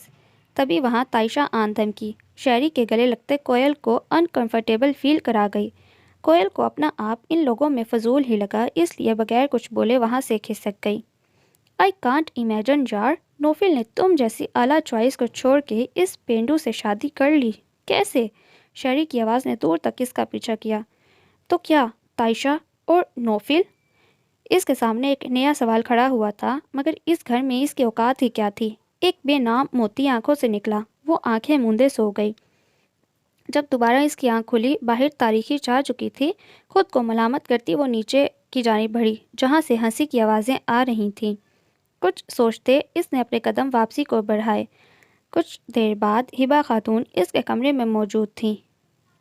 یہ کیا طریقہ ہے کوئل، میرا بھانجا اتنی دور سے آیا، آپ نے ان سے ریفریشمنٹ تک کا پوچھنا گوارا نہیں کیا۔ How ill mannered you are! غصے میں لال ٹماٹر ہوتے ہبا خاتون اسے شرمندہ کر رہی تھیں۔ کوئل کو بھی لگا کہ یہ اسی کی غلطی تھی۔ تائشہ اور شیری کے ذاتی فعل پہ اسے اتنا ریئیکٹ نہیں کرنا چاہیے تھا۔ سوری آنٹی، آج پہلی بار ان سے مخاطب ہونا پڑا تھا کوئل کو۔ اٹس اوکے، جائیں، اب کچھ ہی دیر میں کھانا لگنے والا ہے۔ کم از کم ہم اپنے گھر کی روٹین مہمانوں کے سامنے نہیں لانا چاہ رہے۔ بے نقد سناتی وہ وہاں سے روانہ ہو گئی۔ خود کا تنقیدی جائزہ لیتے وہ ڈریسنگ کی طرف بڑھی۔ وہ نہیں چاہتی تھی کہ نوفل اور اس کی فیملی کو پھر سے اس کی وجہ سے کسی شرمندگی کا سامنا کرنا پڑے۔ نوفل نے سیڑھیوں سے اترتی لائٹ پنک کاٹن کا سوٹ پہنے سامنے سے آتی کوئل کو دیکھا۔ دوپٹہ سائڈ پر ڈالے، کھلے بالوں کی ڈھیلی سی چٹیاں بنائے وہ سامنے تھی۔ نوفل کو وہ روٹین سے ہٹ کر تیار نظر آئی۔ ہبا خاتون نے فارمل اسمائل کے ساتھ اسے اپنے پہلو میں ٹکنے کا اشارہ کیا۔ ارے نوفل، کوئی تعارف کی رسم ہوتی ہے؟ شیری نے آنکھ کا کونا دباتے اسے اشارہ کیا۔ So guys, meet my lucky charm Mrs Koel, Naufal Afandi اس کے دونوں شانوں سے پکڑے اسے سب کے سامنے کرتا وہ بولا۔ کوئل کو لگا جیسے لکی چارم بول کے سب کے سامنے اس کی توہین کی ہے۔ یقیناً وہ طنز کر رہا تھا۔ اپنے مختل ہوتے حواسوں پہ قابو پاتے وہ دھیمے سروں میں مسکرا دیں۔ ہبا خاتون ٹیبل لگانے کا کہتی وہاں سے اٹھ گئی۔ وہ نہیں جانتی تھیں کہ یہ ینگ پارٹی کون تھی، مگر ان کی باتوں سے کافی حد تک فریش ہو چکی تھی۔ شیری اور تاشا کا بھی کوئی غلط کامنٹ نہیں آیا تھا۔ تبھی تاشا اٹینشن سیکر بننے کا کوئی موقع ہاتھ سے نہیں جانے دے رہی تھی۔ ہبا خاتون ساتھ مل کر کام کرنے لگیں۔ کچن سے ڈرائنگ روم کی طرف جاتے ہوئے وہ سلپ ہوئی اور ہاتھ میں پکڑے کرسٹل گلاس زمین بوس اور ساتھ ہی اس کی ہائی فائی کی دہائی۔ نہ جانے صبح صبح کس منحوس کا چہرہ دیکھ لیا تھا۔ نوفل کے سہارے کھڑے ہوتے آنکھوں میں آنسو بھرے بولی، شاید اس کو واقعی چوٹ لگی تھی۔ ڈونٹ بی فولش تاشا، اب یہ نہ کہہ دینا کہ تم نے صبح صبح کوئل بھابھی کو دیکھا تھا۔ شیری کا کھلا طنز وہ فک ہوتے چہرے کے ساتھ نوفل کو دیکھنے لگی، جو آنکھیں چراتا دوسرے جانب دیکھنے لگا۔ کیا ہوا ہے بچوں؟ تاشا، دھیان سے کام کرنا چاہیے آپ کو۔ چلو آ جاؤ سب۔ ہبا خاتون نے ماحول پر چھائی ناگواری کو ختم کرنا چاہا۔ تاشا کا ہاتھ ابھی تک نوفل کے ہاتھ میں دبا تھا۔ ان سب لوگوں کے لیے شاید یہ عام سی بات تھی، مگر کوئل کو ایک بے چینی نے آن گھیرا۔ کھانا کھاتے ہی سب اپنے کمروں کو روانہ ہو گئے، جبکہ مسٹر شیری شاید لمبے دورانیے کو آئے تھے، اس لیے ہبا خاتون نے گیسٹ روم میں اس کے ٹھہرنے کا انتظام کر دیا۔ زندگی پھر سے اپنی ڈگر پر رواں دواں تھی۔ موم، میں سوچ رہا ہوں کوئل کا ایڈمیشن کروا دوں نیکسٹ، تاکہ وہ اپنی اسٹڈی کنٹینیو کر سکے۔ ہبا خاتون سے مخاطب ہوتے وہ بولا۔ نوفل اس وقت ان کے پاس بیٹھا تھا۔ مرضی ہے تمہاری، میں کیا کہہ سکتی ہوں؟ ان کا نہ روٹھا انداز وہ بخوبی دیکھ سکتا تھا۔ موم، آپ کو نہیں لگتا کہ آپ اس کے ساتھ کچھ غلط کر رہی ہیں؟ دل کی بات زبان پر آخر لانے کی ہمت کر لی تھی۔ تمہیں کیوں ایسا لگا؟ آج کا تاشا کا بیہیویئر، اگر آپ اسے اس گھر میں اس کا مقام نہیں دلائیں گی تو کیا نوفل، میں اس لڑکی کو سر پر سوار کر لوں، اپنے خاندان کا شیرازہ بکھرنے دوں؟ مجھ میں اب اور ہمت نہیں نوفل کہ کوئی اور دکھ سہل کر سکوں۔ تمہاری ضد اور محبت میں اس لڑکی کو بہو بنا کر لے آئی ہوں، مگر اس کا سایہ۔ وہ بات ادھوری چھوڑے لمبے لمبے سانس لینے لگی۔ نوفل نے دروازے سے ان کا انہیلر اٹھا کر پکڑایا۔ اوکے ریلیکس موم، پلیز آپ ریلیکس رہیں، میں آئندہ اس ٹاپک پر بات نہیں کرنے والا۔ ہبا خاتون نے اپنے دونوں ہاتھ اس کے کاندھے پر رکھے۔ میں جانتی ہوں نوفل کہ اس لڑکی کے ساتھ بہت برا ہو رہا ہے، مگر میں اس دل کا کیا کروں جو پہلے ہی جوان بیٹے اور بہو کی موت، اس پہ ان یتیم بچوں کی ذمہ داری۔ مجھے کچھ وقت دے دو تم۔ ریلیکس موم، چلیں آپ ریسٹ کریں، صبح آپ کو جلدی اٹھنا ہے۔ ہبا خاتون نے اپنے فرمانبردار بیٹے کو محبت بھری نگاہوں سے دیکھا۔ وہ ان سے رخصت لیتا اپنے کمرے کی جانب بڑھا۔ دل میں ایک خلش سی تھی، یا کوئل کی باتیں جو مسلسل ایک کرب کی کیفیت میں گزر رہا تھا۔ رات کو اس کی آنکھ نہ جانے کس احساس سے کھلی، گلا خشک ہو رہا تھا، پانی کا جگ بھی خالی تھا۔ کچن کا رخ کرتے اسے محسوس ہوا جیسے کوئل کے کمرے سے کچھ گرنے کی آواز آئی ہو۔ پہلے اپنا وہم گردانتے وہ آگے بڑھا، لیکن چند قدم آگے بڑھ کر پھر سے بے چینی کا گہراؤ، الٹے قدموں اوپر کی جانب وہ آیا۔ چھوڑو مجھے، گھٹیا انسان! کوئل کی گھٹی گھٹی آواز۔ نوفل کے جسم میں شرارے امڈ رہے تھے۔ ارے میری بلبل، کس کے لیے اتنا تردد؟ جس شوہر کے لیے اتنا سج دھج کے قدم رکھتی ہو، وہ تو تمہیں منہ لگانا تک گوارا نہیں کرتا۔ شیری نے مزید اس کی طرف قدم بڑھائے، تبھی نوفل نے دروازے کو توڑنے والے انداز میں بجایا۔ کوئل، دروازہ کھولو! نوفل کی آواز اس کے بے جان جسم میں روح پھونک گئی، جبکہ شیری رات کے اس پہر اس کی آمد پر حواس باختہ ہوا۔ اس کی گرفت ڈھیلی پڑتے دیکھ کر کوئل نے دروازہ وا کیا۔ سامنے موجود نوفل کو دیکھتے ہوئے اس سے لپٹ گئی۔ یہ دکھاوا کر رہی ہے نوفل، اس نے مجھے خود کمرے میں بلایا تھا، دھوکے! اس کی بات درمیان میں ہی رہ گئی۔ نوفل کے پڑنے والے گھونسے نے اس کی بولتی بند کروا دی۔ تمہاری جرت کیسے ہوئی خبیث انسان کہ تم میری عزت پر ہاتھ ڈالو؟ نوفل کا ہاتھ اٹھا تو رکنے کا نام نہیں لے رہا تھا۔ ہبا خاتون بھی اس کی آواز سن کر اوپر آئیں۔ کیا ہو رہا ہے یہاں؟ چھوڑو نوفل، مر جائے گا وہ۔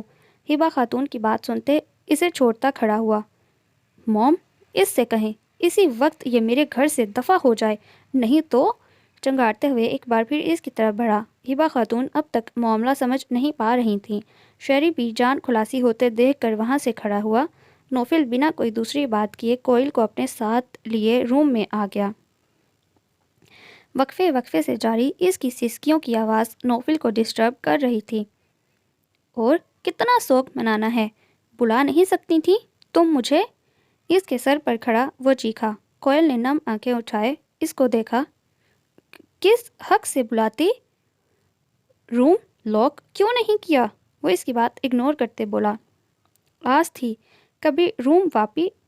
کبھی روم واسی واپس آ جائے، بنا ڈرے جواب دیا۔ دیکھ لیا نتیجہ پھر؟ نوفل کہاں غلطی ماننے والوں میں سے تھا۔ دیکھ ہی لیا، جب گھر کا کوئی مالک نہ ہو تو چور اچکے ہی اسے اپنا مسکن بنانے کی کوشش کریں گے نا۔ کوئل نے کب ہار ماننا سیکھا تھا؟ جتنی زبان چلتی ہے نا، اتنے ہاتھ چلا لینے تھے، وہ چڑھتے ہوئے بولا۔ اب کہ کوئل افسوس بھری نگاہوں سے اسے دیکھتی دوسری جانب رخ کر گئی۔ اور نوفل کا دماغ اسی چیز پر اٹک گیا تھا کہ اگر اسے آنے میں دیر ہو جاتی تو اس نے بھلا کیسے ایک لٹیرے کو اپنے گھر میں جگا دی۔ شل ہوتے دماغ کے ساتھ وہ کھڑا ہوا۔ آپ کہاں جا رہے ہیں؟ اب کے کوئل کی آواز میں ڈر تھا۔ جہنم میں چلنا ہے؟ پھاڑ کھانے والے انداز میں اس کو گھورا۔ نہیں، میں یہیں رہ لوں گی، آپ کو ہی مبارک ہو۔ اتنی سیریس سچویشن میں بھی اسے ہنسی آئی، مگر چہرہ جھکا لینے کی وجہ سے نوفل اس کے تاثرات نہیں دیکھ پایا۔ دوبارہ پانی لینے کو آگے بڑھا تھا۔ گیسٹ روم سے آتی آوازیں سن کر مشکل سے خود پر قابو پایا اور آگے کو بڑھا۔ تم نے تو کہا تھا میں آتے ہی 2 دن میں اس منحوس لڑکی کو گھر سے باہر کروں گا، اور نوفل اس سے بدظن ہوگا کہ فوراً طلاق دے کر نکالے گا۔ یہ کارنامہ کیا۔ نوفل کے دل میں مزید اس کے لیے ہمدردی پیدا کر دی۔ بھلا کیسے اس منحوس لڑکی کا سایہ اپنی اولاد پہ برداشت کروں جس کی منحوس ماں میرا بھائی کھا گئی۔ موم کی بات سن کر نوفل کے دماغ میں سنسناہٹ پیدا ہوئی۔ تو کیا کوئل احمر ماموں کی بیٹی ہے؟ اور یہ سب اس کی موم کا پلان تھا؟ اتنا گھناؤنا انتقام؟ اسے مزید کچھ سننے کی ہمت کہاں تھی۔ وہ بنا آہٹ پیدا کیے اپنے کمرے کی جانب بڑھ گیا۔ نوفل جب کمرے میں داخل ہوا، کوئل اس کے بیڈ پہ ہی سو چکی تھی۔ ایک نظر پرسکون سی سوتی کوئل پر ڈالی اور اس کے برابر لیٹ گیا، مگر آنکھوں سے نیند کوسوں دور تھی۔ کوئل کے ماضی کا انکشاف ہبہ خاتون یقیناً اس کی ممانعیوں کو دیکھ کر پہچان چکی تھیں۔ اگرچہ احمر ماموں کی شادی کا مختصراً قصہ اسے بھی یاد تھا کہ ان کی شادی کے بعد دونوں خاندانوں نے صرف شادی کے موقع پر ہی ایک دوسرے کو دیکھا تھا، یا پھر احمر کے مرنے کے بعد اس کا چیپٹر کلوز تھا۔ انجانے میں وہ اپنی ماں کے زخم ادھیڑ گیا تھا، مگر وہ کبھی بھی ان کی توہم پرستی کا شکار کوئل کو نہیں ہونے دے گا۔ وہ سمجھ رہا تھا کہ موم کی کل وقتی باتیں ہیں، مگر سب بڑی سازش۔ نگاہ بھٹکتے پھر سے پری چہرے کوئل پر گئی۔ بے خودی کے عالم میں اس پر جھکتا اس کے چہرے پر اپنے پیار کی پہلی مہر ثبت کی۔ اب کہ کوئل کی زندگی میں آسانیاں ہوں گی۔ نیند میں ہی وہ مسکرائی تھی، کسی بچے کی طرح۔ کیا تھی یہ لڑکی؟ اس کی ڈائری پڑھتے کوئل کی زندگی کے ہر پہلو سے وہ آگاہ ہوا تھا۔ معاشرہ اتنا بے حس کیسے ہو سکتا ہے؟ ایک معصوم فرشتہ صفت بچہ جس نے دنیا میں قدم ہی نہیں رکھا، اس سے پہلے ہی اسے نحوست قرار دے دیا گیا۔ زندگی موت کا اختیار برحق فیصلہ اللہ کے ہاتھ میں ہے، تو کیسے اسے کسی موت کا ذمہ دار قرار دیا گیا؟ گھر میں کام کرتے روز نہ جانے کتنے کانچ کے برتن ہاتھوں سے پھسل کے گرتے زخمی کرتے، تو اس کا الزام کیسے ایک لڑکی کے موجودگی پر دھرا گیا؟ اس کے ذہن میں لیڈ پینسل سے لکھے بہت سے مدھم الفاظ ابھرے۔ میں اللہ سے سوال ضرور کروں گی، اگر کوئل ماما پاپا کو اپنے پاس بلانا تھا تو کیوں گندی مامی کے پاس کوئل کو رکھ کر بھول گیا؟ اللہ میاں، کوئل کے بابا کیوں نہیں ہیں جو اس کے لیے کھلونے لائیں؟ جب کوئل کی ماما کو اٹھا لیا تو سب کی ماما کو اٹھا لو۔ بہت سے شکوے، بہت سے گلے، بہت سی ادھوری خواہشیں۔ اللہ میاں، میرا دل کرتا ہے میں کسی کو ماما بولوں، مجھے ماما لا دو نا۔ سب کہتے ہیں کوئل اپنی ماما کو کھا گئی، میں کیسے کھا گئی؟ مامی کہتی ہیں جب کوئی غلط کام کرو سیاہ لباس پہنو تاکہ تمہاری بدبختی سب کو پتہ چلے۔ مجھے سیاہ رنگ سے نفرت ہے۔ نوفل کو لگ رہا تھا وہ الفاظ زندہ ہوتے اس کے ارد گرد شور مچانے لگے ہیں۔ اپنی کیفیت سے گھبراتا وہ اٹھ کر باہر چلا گیا۔ بھلا کوئی اتنا سیاہ کار کیسے ہو سکتا ہے؟ کوئل کی آنکھ کھلی، سامنے موجود نوفل کو دیکھ کر ہڑبڑا کر وہ اٹھی۔ وہ جو بڑی مشکل سے سونے کی کوشش میں تھا، جھٹ آنکھیں کھولیں۔ یا اللہ، آفت آ گئی تھی، آرام سے بھی تو اٹھا جا سکتا تھا۔ اے ایس پی یہاں کیوں؟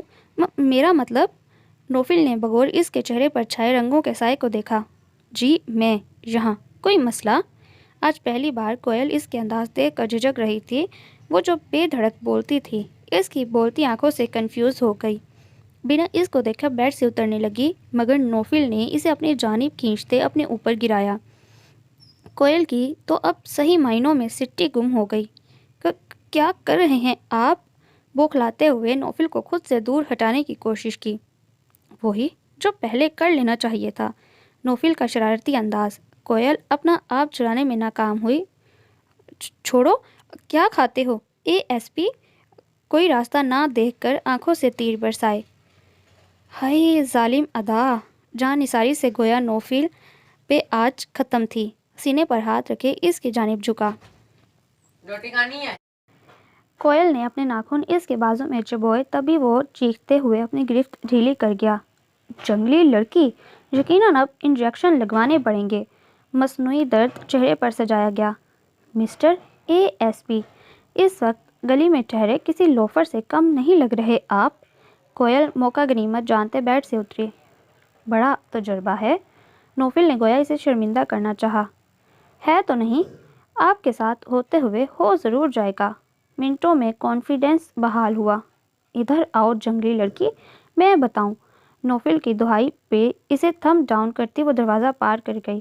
ایک سرشاری کا احساس تھا نوفل کے گرد جو اسے لیے ارد گرد ہر چیز کو منور کر گیا۔ موبائل اٹھائے، ٹائم دیکھا۔ صبح کے 6 بج رہے تھے، مطلب کہ سونا بنتا تھا۔ ناشتے کی ٹیبل پر ہبا خاتون اور اس کے درمیان مکمل خاموشی تھی۔ بوا، کوئل کو بھی بلا لیں۔ نوفل کا حکم سنتی بوا پریشان ہوئیں کیونکہ کوئل کا ٹیبل پر آنا منع تھا۔ بقول ہبا خاتون، وہ صبح صبح اس منحوس کا چہرہ دیکھ کر اپنا ناشتہ اور دن خراب نہیں کر سکتیں، جبکہ نوفل بھی ان کی سوچ سے آگاہ تھا۔ پھر گستاخی کیسی؟ بوا! نوفل کی پکار پر وہ چونکی۔ جی بیٹا، ہم بلاتے ہیں۔ ہبا خاتون سے نظریں چراتی وہ کوئل کو بلانے چل دیں۔ وہ جو کب سے اپنی ڈائری ڈھونڈنے میں مشغول تھی، بوا کی بات سن کر جھٹکا لگا۔ جو صبح اس نے نوفل کا بدلا ہوا روپ دیکھا وہ وہم نہیں تھا، مگر یہ معجزہ کیسے؟ اتنا سوچنے کا وقت کہاں تھا؟ وہ بوا کے پیچھے کچن میں داخل ہوئی۔ ہبا خاتون اسے دیکھتے ہی زور سے چیئر کھسکاتی واک آؤٹ کر گئیں۔ اس نے ایک شرمندہ نگاہ سامنے موجود نوفل پر ڈالی جس کا چہرہ کسی بھی تاثر سے بالکل سپاٹ تھا۔ بوا، آپ رہنے دیں، ہمارا ناشتہ کوئل بنا دے گی۔ نوفل کی بات سن کر وہ غش کھانے کو تھی۔ نوفل نے آئیبرو اچکائے بغور اسے دیکھا جیسے پوچھا ہو، کوئی اعتراض؟ کوئل نے جیسے سوال سمجھ کر نفی میں سر ہلایا اور ناشتہ بنانے کھڑی ہو گئی۔ ناشتہ کرتے ہی وہ کھڑا ہوا۔ چائے لے کر روم میں آؤ، بات کرنی ہے کچھ۔ نارمل انداز۔ وہ کچھ سمجھ نہیں پا رہی تھی۔ ہبا خاتون بیگ اٹھائے گزریں، ایک کڑک نگاہ ان دونوں پر ڈالتی باہر کی طرف بڑھ گئیں۔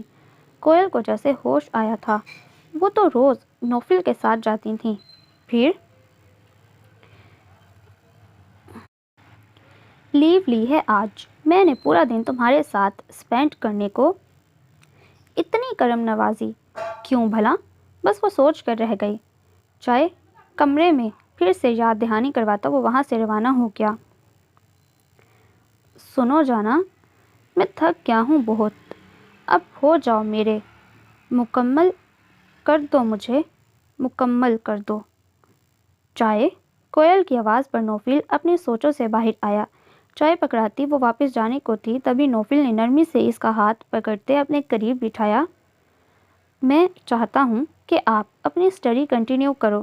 گھر میں بیٹھے رہنے سے آپ کا دماغ مختلف سوچوں کی آماجگاہ بنا رہے گا، جس کا اثر مجھ بیچارے پر ہوگا۔ انداز شرارتی تھا یا وہ سیریس تھا، وہ سمجھنے سے قاصر تھی۔ پر میں، اس کی بات بیچ میں ہی رہ گئی۔ پر آپ کچھ نہیں، ASP کی بیوی بولنے کا اختیار میں نے آپ کو نہیں دیا۔ نوفل کی بات پر اسے توہین محسوس ہوئی۔ وہ تل ملاتی کھڑی ہو گئی۔ نوفل نے بھی اس کا انداز بخوبی ملاحظہ کیا۔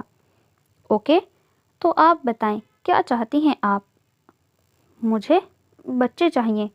حیرت سے اپنی جانب نوفل کو تکتا پا کر وہ کنفیوز ہوتی بات ادھوری چھوڑ گئی۔ نوفل نے پھر سے اسے اپنی گرفت میں لیا۔ How sweet wife you are! اتنی جلدی ہسبینڈ کی خواہش پتہ چل گئی؟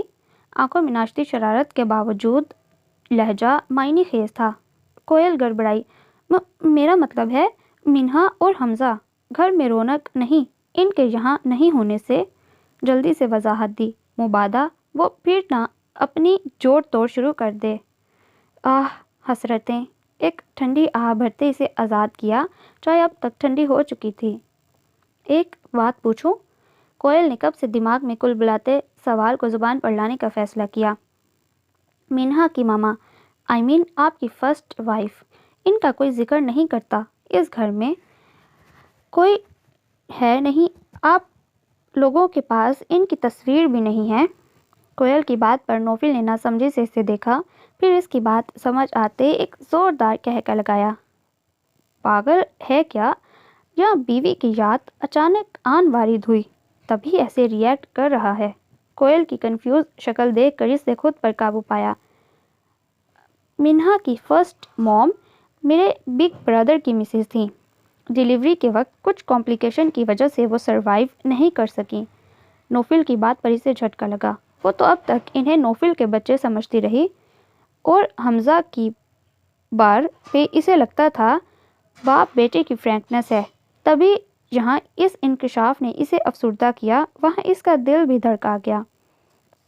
وہ تو اس شخص کی زندگی کے بغیر شریک اکیلی وارث تھی، مگر تائشہ کو وہ بھول گئی. لگتا ہے آج ASP صاحب انٹرویو دینے ہی گھر میں رکے تھے. خیر، بچوں والے معاملے میں ماما سے بات کروں گا، نہیں تو پھر ادھوری بات چھوڑتے ماتھا مسئلہ. نہیں تو پھر کیا؟ کوئل اس کی ادھوری بات سے زج ہو گئی. تبھی اسے خود سے قریب کیا، سرگوشی کے انداز میں بولا. نہیں تو جی ہم خود ٹرائی کر لیتے ہیں اپنے بچوں کی. نوفل کی بات اسے جی جان سے لرزا گئی. اس نے سرکنا چاہا مگر نوفل نے اس کی کوشش ناکام بنا دی. کیوں جی؟ ابھی تو پکی بیوی بنی ہوئی تھیں، اب گھبراہٹ کیسی؟ نوفل نے اس کے کانوں کی لو کو اپنے لبوں سے چھوا اور ساتھ ہی دونوں بازو اس کے گرد لپیٹے مکمل اپنے حصار میں لیا. ASP چھوڑو مجھے، اپنے یہ لوفر انداز کہیں اور دکھایا کرو. چہرے پر چھائی سرخی اس کے بلش ہونے کی وضاحت کر رہی تھی. خوامخواہ یار، بیوی لوفر بنا رکھا ہے، لوگوں سے پوچھو کتنا شریف ہوں. خود پر اتراتے اسے آزاد کرتا بیڈ پر دراز ہو گیا. کوئل تو اتنی دیر سے اس کے انداز دیکھ کر پریشان تھی. نوفل کے حکم پر وہ اپنا سامان اس کے کمرے میں شفٹ کر چکی تھی. ڈیلی اس کے ہاتھ کا ناشتہ گھر میں بننے لگا. اس کی کوشش ہوتی تھی کہ ہبا خاتون کے سامنے نہ آئے مگر نوفل اسے اپنے ساتھ ہی ڈائننگ ٹیبل پر دیکھنا چاہتا تھا، اس لیے بامشکل وہ خود پر قابو رکھے ہوئے تھی. گھر میں ہوتی ایکٹیویٹیز سے انجان وہ اپنی لائف میں بزی تھی یا پھر جان بوجھ کر سب اگنور کر رہی تھی. شہری کو لے کے نوفل سے بھی کٹ آف کر رکھا تھا. ابھی بھی وہ ناشتہ بنانے کو بوا کے ساتھ کچن میں تھی تبھی ہبا خاتون اندر آئیں. تم جانتی ہو لڑکی، روز تمہارا منحوس چہرہ دیکھنے کی وجہ سے میں مسلسل اپ سیٹ ہوں. جب تمہیں کہا گیا تھا کہ کمرے سے باہر نہیں نکلنا، پھر کیوں پورے گھر میں دندناتی پھرتی ہو؟ ہبا خاتون کی بات سن کر اس کی آنکھوں میں آنسو امڈ آئے. ماما، کیوں وہ کمرے کی حدود میں باؤنڈ رہے؟ جتنا یہ گھر میرا ہے اتنا میری بیوی کا بھی ہے. اگر آپ کو اس کے یہاں رہنے اور چلنے پھرنے پر اعتراض ہے تو ٹھیک ہے، ہم یہ گھر چھوڑ جاتے ہیں. نوفل کی اچانک آمد اور ساتھ میں دو ٹوک انداز ہبا خاتون اور کوئل دونوں کو چنگا گئے. واہ بیٹا، بہت خوب. اس کل کی آئی لڑکی نے تمہیں ماں کے خلاف کر دیا. بہت اچھے. ہبا خاتون کی آواز میں مان ٹوٹنے کی واضح جھلک تھی مگر وہ اس لڑکی کے سامنے خود کو کمزور نہیں دکھانا چاہتی تھیں. ماما، آپ بھی تو سمجھنے کی کوشش کریں. ایک اچھی خاصی نارمل لڑکی کو آپ نے اور آپ کی سو کولڈ سوسائٹی نے کیا بنا دیا؟ نوفل نے اس کے کندھوں پر ہاتھ رکھتے خود سے قریب کیا. شی از مائی وائف موم، وہ جسے میں نے پہلی بار دیکھتے ہی اپنی لائف میں شامل کرنے کا ڈیسیجن لیا تھا. کیوں؟ جانتی ہیں نا آپ، کیونکہ یہ میرے لیے لکی ثابت ہوئی، کیونکہ میری پروموشن ہوئی. آپ جانتی ہیں نا کتنی اسٹرگلنگ کنڈیشن میں رہا ہوں میں. پھر آپ کیسے کوئل کو سب قدم ہونے کی سند دے سکتی ہیں؟ اس کا سوالیہ انداز ہبا خاتون کی تنی گردن میں فرق نہ لا سکا. مینہا کے پیدا ہوتے ہی فوزیہ بھابھی کی ڈیتھ ہو گئی، تب تو آپ نے یا پھر آپ کے خاندان نے اسے منحوس ہونے کی سند نہیں لگائی کیونکہ وہ آپ کی پوتی تھی. اس لیے مینہا ابھی चलना सीखी भी नहीं थी और दानियाल भाईजान का कार एक्सीडेंट हो गया, तब भी आपको इसके लिए ऐसा कुछ महसूस नहीं हुआ, बल्कि आपने तो इसे हमज़ा से भी ज़्यादा प्रेफरेंस दी। क्यों? आप तो एजुकेटेड हैं मॉम, फिर से इतनी तोहम परस्ती क्यों, वो भी सिर्फ दूसरों की ज़ात के लिए? हदीस मुबारका में बताया गया है कि जब अपनी माँ के पेट में कोई होता है तो सब कुछ मौत तक का लिख दिया जाता है। यह तो अव्वल रोज़ से तय था कि कोयल ने यतीम ही पैदा होना है। फिर है किसी का मुकाबला तकदीर लिखने वाली ज़ात से? बस करते मॉम, आप लोग, इट्स ओवर थिंग इतनी रोंग नहीं थी जितना आप लोगों को ले गए। मैंने खुद को खुशकिस्मत गर्दाना तभी शादी कर ली। मुझे नहीं पता था कि मैं अपने लिए क्या महाज खड़ा करने जा रहा हूँ। अब के नौफिल का लहजा बहुत दर्द लिए हुए था। हिबा खातून को भी एहसास हुआ कि उन्होंने अपनी गलत सोच और तोहम परस्ती में पड़ के कैसे नौफिल की नॉर्मल लाइफ को डिस्टर्ब किया। जिस लड़की को वो लाई, वो अगर चाहती तो इस ख़ानदान और सोसाइटी में इसे मोतबर कर सकती थी, मगर माजी की खलिश ने इन्हें सख्त घेर कर दिया था। मामा, मैं कोयल को नहीं छोड़ सकता, क्योंकि मैं इसे खुदा और रसूल को गवाह बना कर लाया हूँ। मैं पहले ही इसका गुनहगार हूँ। सॉरी, मैं आपका बेअदब बेटा हूँ। आंखों में बेइख्तियार नमी उमड़ आई। आई एम सॉरी बेटा, मुझे माफ़ कर दो, मैं भटक गई थी। और फिर अहमर के जिक्र पर वो भी चौंकी। तभी हिबा खातून ने इसके आगे हाथ जोड़े। मुझे माफ़ कर दो कोयल, तुम मेरे अहमर की निशानी हो, मेरे भाई की। वो फूट फूट कर रो दी। कोयल ने नासमझी से नौफिल की जानिब देखा। इसने हल्के से इस बात में सर हिलाया और पूरी बात बताई। कोयल आंसू भरी आंखें लिए हिबा खातून की जानिब बढ़ी, जिन्होंने इसके लिए अपने बाजू वाह किए हुए थे। मामा, अहमर मामू की तकदीर में जो था इन्हें मिला। तकदीर का मतलब अल्लाह का इल्म है। इनकी जितनी ज़िंदगी थी वो इसी के दायरे इख्तियार में गुजारते चले गए। अल्लाह ताला ने इंसान को अक्ल, शऊर, इरादा और इख्तियार दिया है। इसको सीधा और गलत रास्ता वाज़ेह करके बताया है, दोनों रास्तों पर चलने का अंजाम भी, और फिर इसको अपनी मर्ज़ी से किसी एक रास्ते पर चलने का इख्तियार भी दिया। इससे बंदा मजबूर कहाँ हो गया? मजबूर नहीं, इसे इख्तियार है। खुदा के हुक्म के बगैर पत्ता भी नहीं हिल सकता। का मतलब ये है कि हर एक का इल्म अल्लाह के इल्म और कुदरत में है। अगर अल्लाह ताला किसी को किसी काम से ज़बरदस्ती रोकना चाहे तो रोक सकता है, और बंदा हो या पत्ता हरकत नहीं कर सकता। अगर अल्लाह ताला ने अपनी मर्ज़ी से बंदे को इख्तियार दे दिया है, चाहे नेकी करे चाहे गुनाह। नौफिल की बात सुनकर इन दोनों ने इस बात में सर हिलाया। कोयल ने एक फ़क्रिया निगाह अपने मिजाजी खुदा पर डाली, जिसने इसका मुकदमा दुनिया के सामने बेहतरीन अंदाज में लड़ा था। इसे यकीन था अनकरीब इसकी ज़िंदगी के धुंधलके झट जाएंगे। थैंक्स एएसपी, कमरे में आते ही वो बोली। कोयल की आवाज़ में वाज़ेह तशक्कुर था। यार, मेरा एक नाम भी है, नौफिल अफंदी। सोचो तो, बड़ा प्यारा नाम है। मगर मुझे तो यही पसंद। अब के कोयल उतराई। मगर मुझे नहीं पसंद, नौफिल ने मुंह बनाया। क्यों नहीं पसंद? कोयल की बात सुनते इसने आंखें दिखाईं। क्योंकि मैं कोयल की कोख में नौफिल का नाम सुनना चाहता हूँ। ये क्या, कल को मेरे बच्चे भी एएसपी कहेंगे? नौफिल के एहतजाज पर वो बेसाख्ता हंसी, जबकि वो इसकी हंसी की झनकार में खो गया। कोयल, मदहोश होते इसे पुकारा गया। मुख्तसर जवाब। क्या तुम अपनी बात पे अब भी कायम हो? नौफिल की बात पे इसने इसे देखा। कौन सी बात? दिमाग में कहीं सुबह की कोई ख़ास बात नहीं थी। वही, तुम्हें बच्चे चाहिए। नौफिल का शरारती अंदाज इसे ब्लश कर गया। वो दिल ही दिल में खुदा का शुक्र अदा करती जिसने इसे ऐसे बेहतरीन हम सफ़र से नवाजा था। बेशक ये दुनिया वही देखती और सोचती है जो वो खुद से अखज़ करती है। यार कोयल, बाकी सब तो ठीक है, मगर ये अंगूठी। इसके हाथ की तीसरी उंगली में मौजूद अंगूठी को देखा, वही जो इनके मिलन का बहाना बनी थी। वैसे क्या दबंग अंदाज था ना। मैं ताज़ा एएसपी का स्टार लगाए पहुंचा और वहां पहला ही वास्ता एक चोर से पड़ा। कोयल, अंगूठी चोर से। अपनी बात मुकम्मल करते वो कहकर लगाए हंसा, जबकि वो खिज्जल सा होती कान खुजाने लगी। میں کیسے واپس کر دیتی؟ زندگی میں پہلا تحفہ ملا تھا، وہ بھی آپ چھیننے آ گئے۔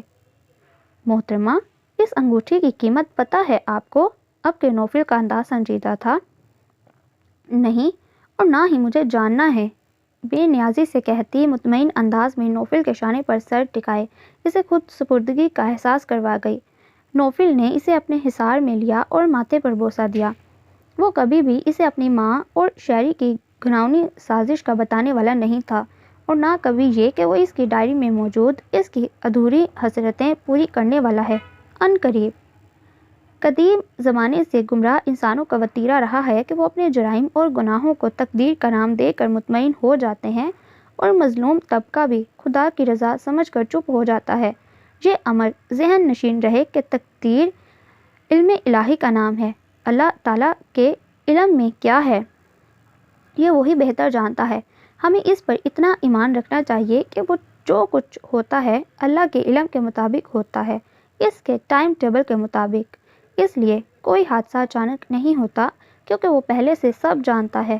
یاد رکھیں کہ ہم تقدیر کے منکر نہیں بلکہ احکام شرع کے پابند ہیں۔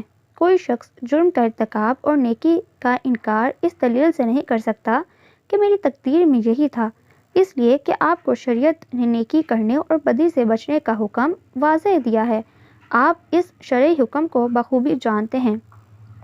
تقدیر کا علم علم غیب سے ہے جو آپ کے بس میں نہیں۔ پھر جو چیز آپ جانتے ہیں اور جس کا حکم بھی آپ کو دیا گیا ہے اور جس کی تعمیل یا انکار کا نتیجہ بھی آپ کے سامنے رکھ دیا گیا ہے، اگر آپ اس کی تعمیل نہیں کرتے اور اس علم الہی کا جسے آپ جانتے ہی نہیں بہانہ بنا کر غلط راہ اختیار کر رہے ہیں کہ جی قسمت میں یہی لکھا تھا، آپ کو کیسے پتہ چل گیا کہ آپ کی قسمت میں یہی لکھا تھا؟ کیا آپ نے لوہے محفوظ پر لکھا دیکھ لیا تھا؟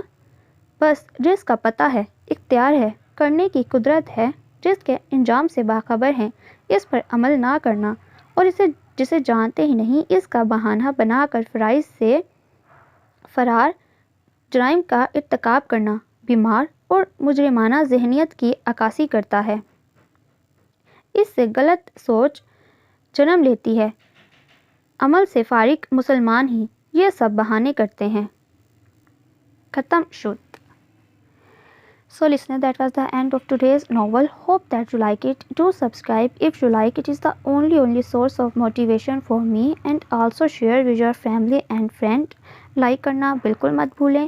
بہت جلد ملتی ہوں ایک نئے ناول کے ساتھ، تب تک اپنا بہت سارا خیال رکھیں، اپنے والدین کا خیال رکھیں، مجھے دعاؤں میں شامل رکھیں۔ اللہ حافظ۔